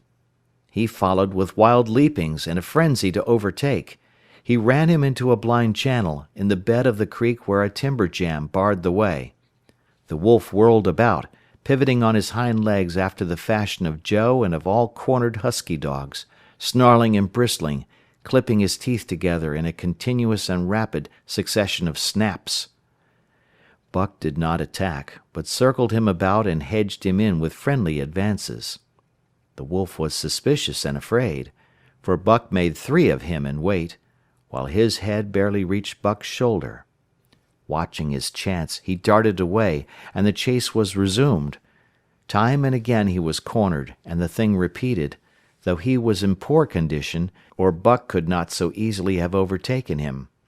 He would run till Buck's head was even with his flank, when he would whirl around at bay, only to dash away again at the first opportunity. But in the end Buck's pertinacity was rewarded, for the wolf, finding that no harm was intended, finally sniffed noses with him. Then they became friendly, and played about in the nervous, half-coy way with which fierce beasts belie their fierceness. After some time of this, the wolf started off at an easy lope in a manner that plainly showed he was going somewhere. He made it clear to Buck that he was to come, and they ran side by side through the somber twilight, straight up the creek bed, into the gorge from which it issued, and across the bleak divide where it took its rise.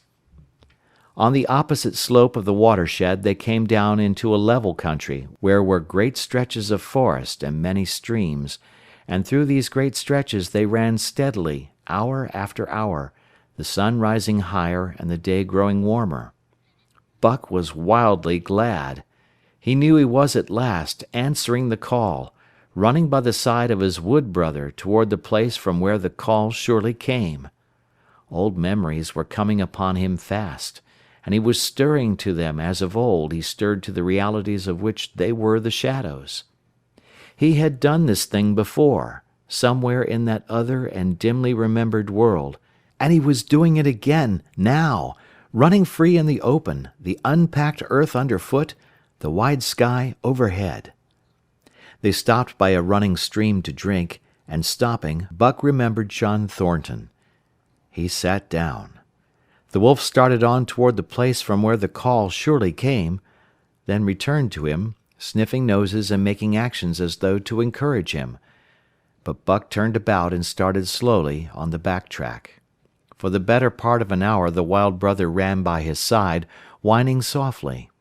Then he sat down, pointed his nose upward, and howled. It was a mournful howl, and as Buck held steadily on his way, he heard it grow faint and fainter, until it was lost in the distance. John Thornton was eating dinner when Buck dashed into camp and sprang upon him in a frenzy of affection, overturning him, scrambling upon him, licking his face, biting his hand, playing the general tom-fool, as John Thornton characterized it, the while he shook Buck back and forth and cursed him lovingly. For 2 days and nights Buck never left camp, never let Thornton out of his sight. He followed him about at his work, watched him while he ate, saw him into his blankets at night and out of them in the morning. But after 2 days the call in the forest began to sound more imperiously than ever. Buck's restlessness came back on him, and he was haunted by recollections of the wild brother, and of the smiling land beyond the divide, and the run side by side through the wide forest stretches. Once again he took to wandering in the woods, but the wild brother came no more, and though he listened through long vigils, the mournful howl was never raised. He began to sleep out at night, staying away from camp for days at a time, and once he crossed the divide at the head of the creek and went down into the land of timber and streams. There he wandered for a week, seeking vainly for fresh sign of the wild brother, killing his meat as he traveled, and traveling with a long, easy lope that seems never to tire. He fished for salmon in a broad stream that emptied somewhere into the sea, and by this stream he killed a large black bear, blinded by the mosquitoes while likewise fishing, and raging through the forest helpless and terrible. Even so, it was a hard fight, and it aroused the last latent remnants of Buck's ferocity. And 2 days later, when he returned to his kill and found a dozen wolverines quarreling over the spoil, he scattered them like chaff, and those that fled left 2 behind who would quarrel no more. The blood-longing became stronger than ever before. He was a killer, a thing that preyed, living on the things that lived, unaided, alone, by virtue of his own strength and prowess, surviving triumphantly in a hostile environment where only the strong survived.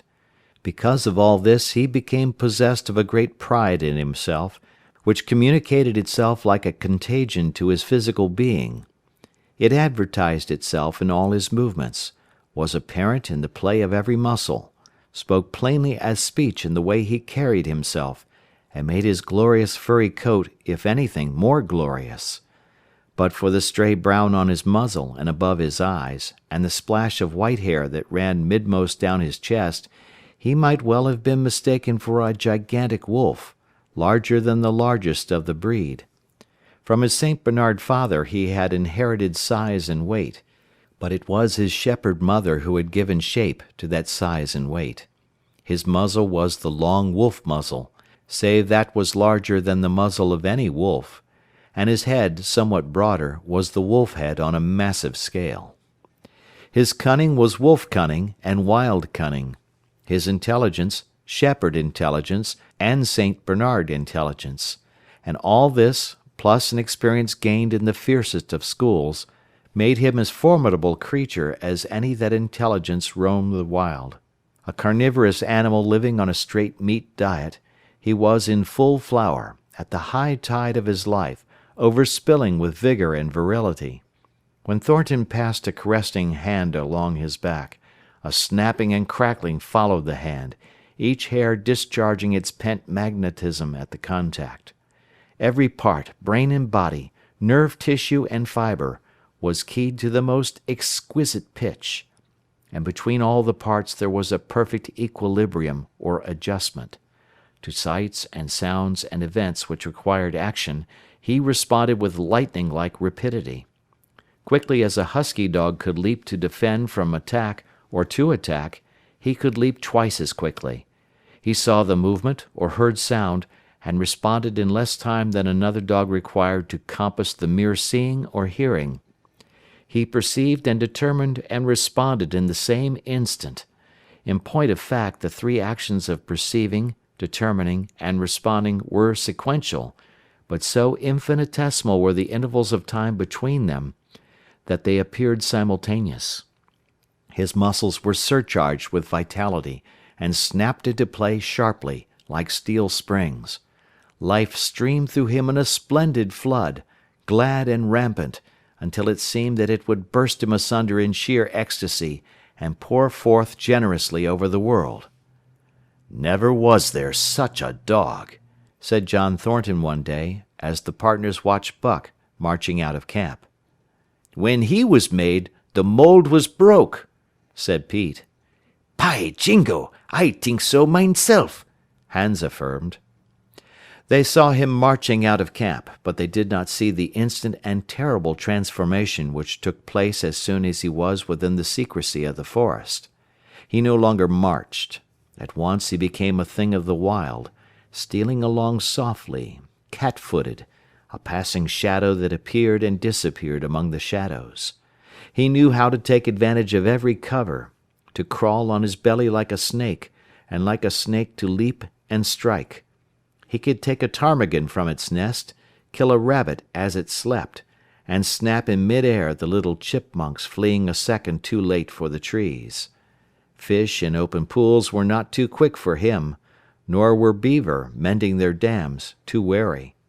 He killed to eat, not from wantonness, but he preferred to eat what he killed himself. So a lurking humor ran through his deeds, and it was his delight to steal upon the squirrels, and when he all but had them, to let them go, chattering in mortal fear to the tree-tops. As the fall of the year came on, the moose appeared in greater abundance, moving slowly down to meet the winter in the lower and less rigorous valleys. Buck had already dragged down a stray part-grown calf, but he wished strongly for larger and more formidable quarry, and he came upon it one day on the divide at the head of the creek. A band of 20 moose had crossed over from the land of streams and timber, and chief among them was a great bull. He was in a savage temper, and standing over 6 feet from the ground, was as formidable an antagonist as even Buck could desire.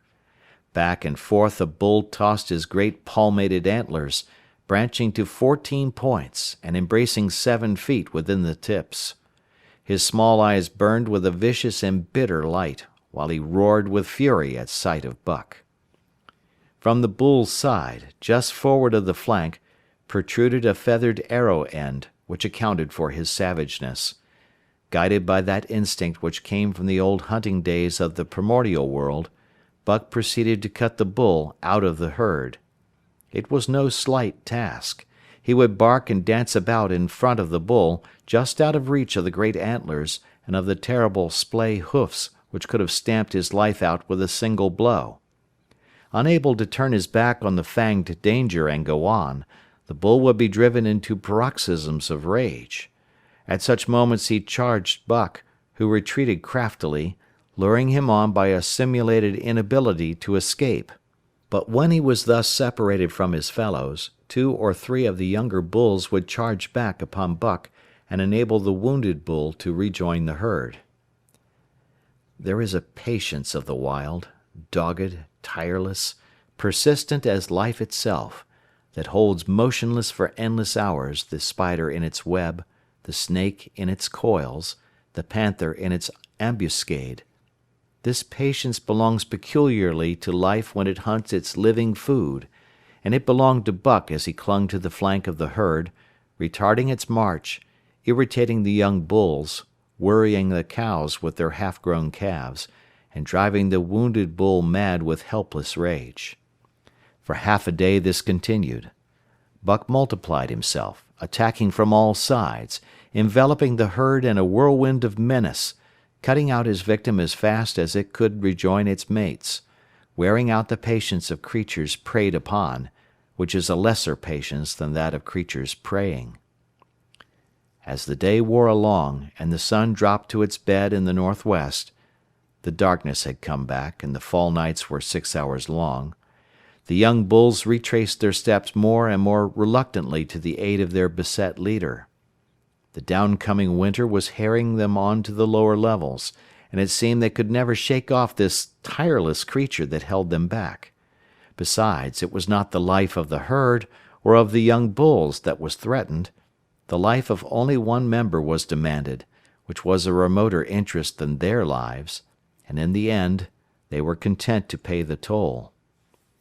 As twilight fell, the old bull stood with lowered head, watching his mates, the cows he had known, the calves he had fathered, the bulls he had mastered, as they shambled on at a rapid pace through the fading light.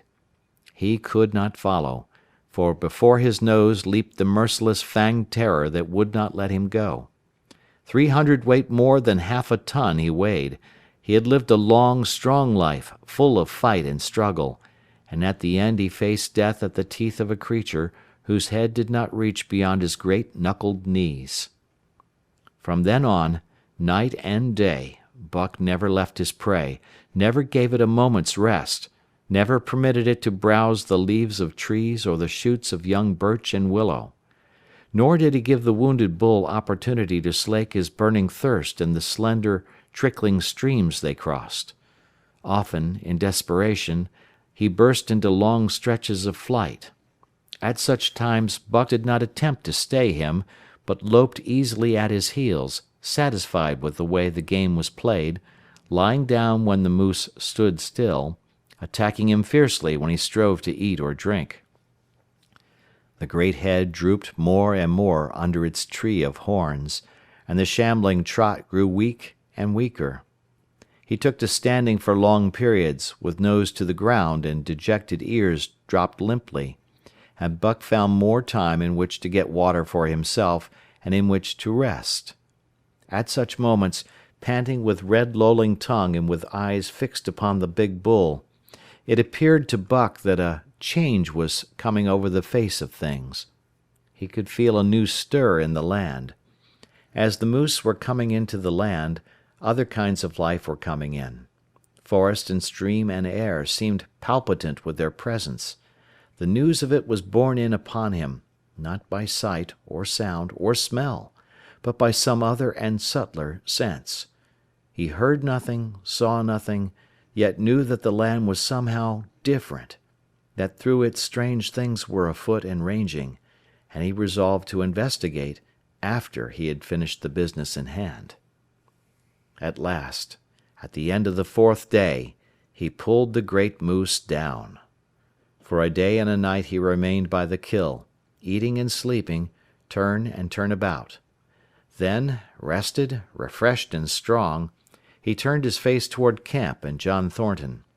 He broke into the long, easy lope, and went on, hour after hour, never at loss for the tangled way, heading straight home through strange country with a certitude of direction that put man and his magnetic needle to shame. As he held on he became more and more conscious of the new stir in the land. There was life abroad in it different from the life which had been there throughout the summer. No longer was this fact borne in upon him in some subtle, mysterious way. The birds talked of it, the squirrels chattered about it, the very breeze whispered of it.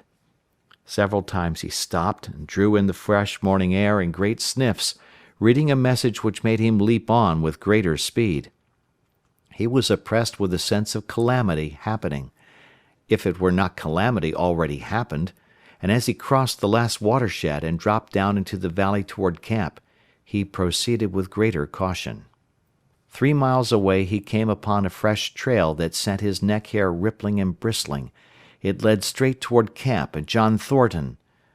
Buck hurried on, swiftly and stealthily, every nerve straining and tense, alert to the multitudinous details which told a story, all but the end.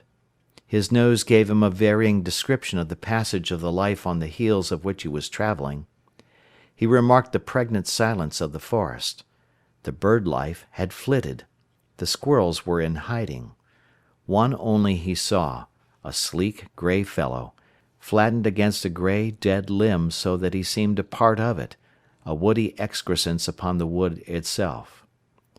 As Buck slid along with the obscureness of a gliding shadow, his nose was jerked suddenly to the side as though a positive force had gripped and pulled it. He followed the new scent into a thicket and found Nig. He was lying on his side, dead where he had dragged himself, an arrow protruding, head and feathers, from either side of his body. 100 yards farther on, Buck came upon one of the sled dogs Thornton had bought in Dawson.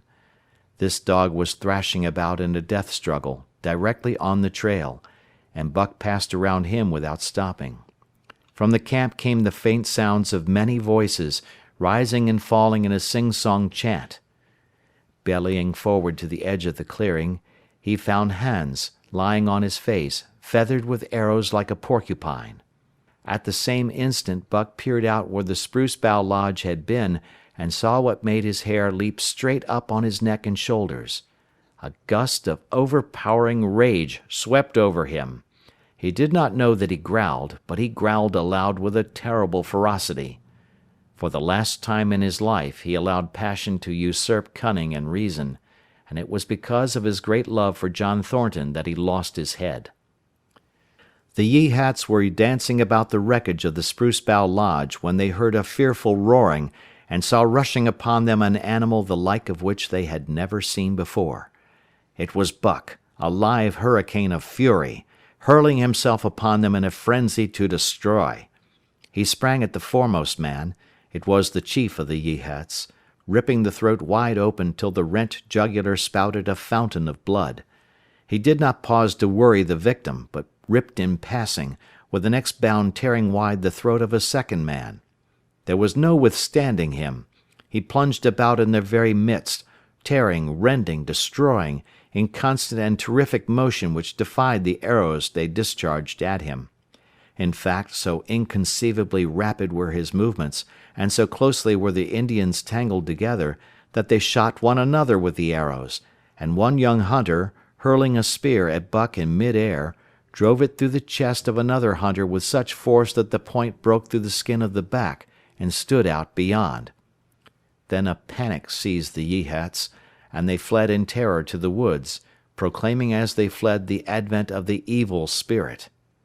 And truly Buck was the fiend incarnate, raging at their heels and dragging them down like deer as they raced through the trees. It was a fateful day for the Yeehats. They scattered far and wide over the country, and it was not till a week later that the last of the survivors gathered together in a lower valley and counted their losses. As for Buck, wearying of the pursuit, he returned to the desolated camp. He found Pete where he had been killed in his blankets in the first moment of surprise. Thornton's desperate struggle was fresh written on the earth, and Buck scented every detail of it down to the edge of a deep pool. By the edge, head and 4 feet in the water, lay Skeet, faithful to the last. The pool itself, muddy and discolored from the sluice boxes, effectually hid what it contained, and it contained John Thornton, for Buck followed his trace into the water, from which no trace led away. All day Buck brooded by the pool or roamed restlessly about the camp. Death, as a cessation of movement, as a passing out and away from the lives of the living, he knew, and he knew John Thornton was dead. It left a great void in him, somewhat akin to hunger, but a void which ached, and which food could not fill. At times, when he paused to contemplate the carcasses of the Yehats, he forgot the pain of it, and at such times he was aware of a great pride in himself, a pride greater than any he had yet experienced. He had killed man, the noblest game of all, and he had killed in the face of the law of club and fang. He sniffed the bodies curiously. They had died so easily. It was harder to kill a husky dog than them. They were no match at all, were it not for their arrows and spears and clubs. Thenceforward he would be unafraid of them except when they bore in their hands their arrows, spears, and clubs. Night came on, and a full moon rose high over the trees into the sky, lighting the land till it lay bathed in ghostly day. And with the coming of the night, brooding and mourning by the pool, Buck became alive to a stirring of the new life in the forest other than that which the Yehats had made. He stood up, listening and scenting.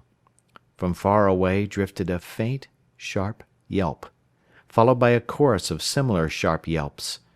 As the moments passed, the yelps grew closer and louder. Again Buck knew them as things heard in that other world which persisted in his memory. He walked to the center of the open space and listened. It was the call, the many-noted call, sounding more luringly and compellingly than ever before. And as never before, he was ready to obey. John Thornton was dead. The last tie was broken. Man and the claims of man no longer bound him. Hunting their living meat, as the Yehats were hunting it, on the flanks of the migrating moose, the wolf pack had at last crossed over from the land of streams and timber and invaded Buck's valley. Into the clearing where the moonlight streamed they poured in a silvery flood, and in the center of the clearing stood Buck, motionless as a statue, waiting their coming. They were awed, so still and large he stood, and a moment's pause fell, till the boldest one leaped straight for him. Like a flash Buck struck, breaking the neck. Then he stood, without movement, as before, the stricken wolf rolling in agony behind him. 3 others tried it in sharp succession, and one after the other they drew back, streaming blood from slashed throats or shoulders. This was sufficient to fling the whole pack forward, pell-mell, crowded together, blocked and confused by its eagerness to pull down the prey. Buck's marvelous quickness and agility stood him in good stead. Pivoting on his hind legs, and snapping and gashing, he was everywhere at once, presenting a front which was apparently unbroken, so swiftly did he whirl and guard from side to side. But to prevent them from getting behind him, he was forced back, down past the pool and into the creek bed, till he brought up against a high gravel bank. He worked along to a right angle in the bank which the men had made in the course of mining, and in this angle he came to bay, protected on 3 sides and with nothing to do but face the front. And so well did he face it, that at the end of half an hour the wolves drew back discomfited. The tongues of all were out and lolling, the white fangs showing cruelly white in the moonlight. Some were lying down with heads raised and ears pricked forward, others stood on their feet, watching him, and still others were lapping water from the pool. One wolf, long and lean and gray, advanced cautiously, in a friendly manner, and Buck recognized the wild brother with whom he had run for a night and a day. He was whining softly, and, as Buck whined, they touched noses. Then an old wolf, gaunt and battle-scarred, came forward. Buck writhed his lips into the preliminary of a snarl, but sniffed noses with him. Whereupon the old wolf sat down, pointed nose at the moon, and broke out the long wolf howl. The others sat down and howled. And now the call came to Buck in unmistakable accents. He too sat down and howled. This over, he came out of his angle, and the pack crowded around him, sniffing in half-friendly, half-savage manner. The leaders lifted the yelp of the pack and sprang away into the woods. The wolves swung in behind, yelping in chorus, and Buck ran with them, side by side with the wild brother, yelping as he ran. And here may well end the story of Buck. The years were not many when the Yeehats noted a change in the breed of timber wolves, for some were seen with splashes of brown on head and muzzle, and with a rift of white centering down the chest. But more remarkable than this, the Yeehats tell of a ghost dog that runs at the head of the pack. They are afraid of this ghost dog, for it is cunning greater than they, stealing from their camps in fierce winters, robbing their traps, slaying their dogs, and defying their bravest hunters. Nay, the tale grows worse. Hunters there are who failed to return to the camp, and hunters there have been whom their tribesmen found with their throats slashed cruelly open, and with wolf prints about them in the snow greater than the prints of any wolf. Each fall, when the Yeehats follow the movement of the moose, there is a certain valley which they never enter, and women there are who become sad when the word goes over the fire of how the evil spirit came to select that valley for an abiding place. In the summers there is one visitor, however, to that valley, of which the Yeehats do not know. It is a great, gloriously coated wolf, like and yet unlike all other wolves. He crosses alone from the smiling timberland and comes down into an open space among the trees. Here a yellow stream flows from rotted moose-hide sacks and sinks into the ground, with long grasses growing through it, and vegetable mold overrunning it and hiding its yellow from the sun. And here he muses for a time, howling once, long and mournfully, ere he departs. But he is not always alone. When the long winter nights come on and the wolves follow their meat into the lower valleys, he may be seen running at the head of the pack through the pale moonlight or glimmering borealis, leaping gigantic above his fellows, his great throat a-bellow as he sings a song of the younger world, which is the song of the pack. End of Chapter 7. End of book. Thank you for listening.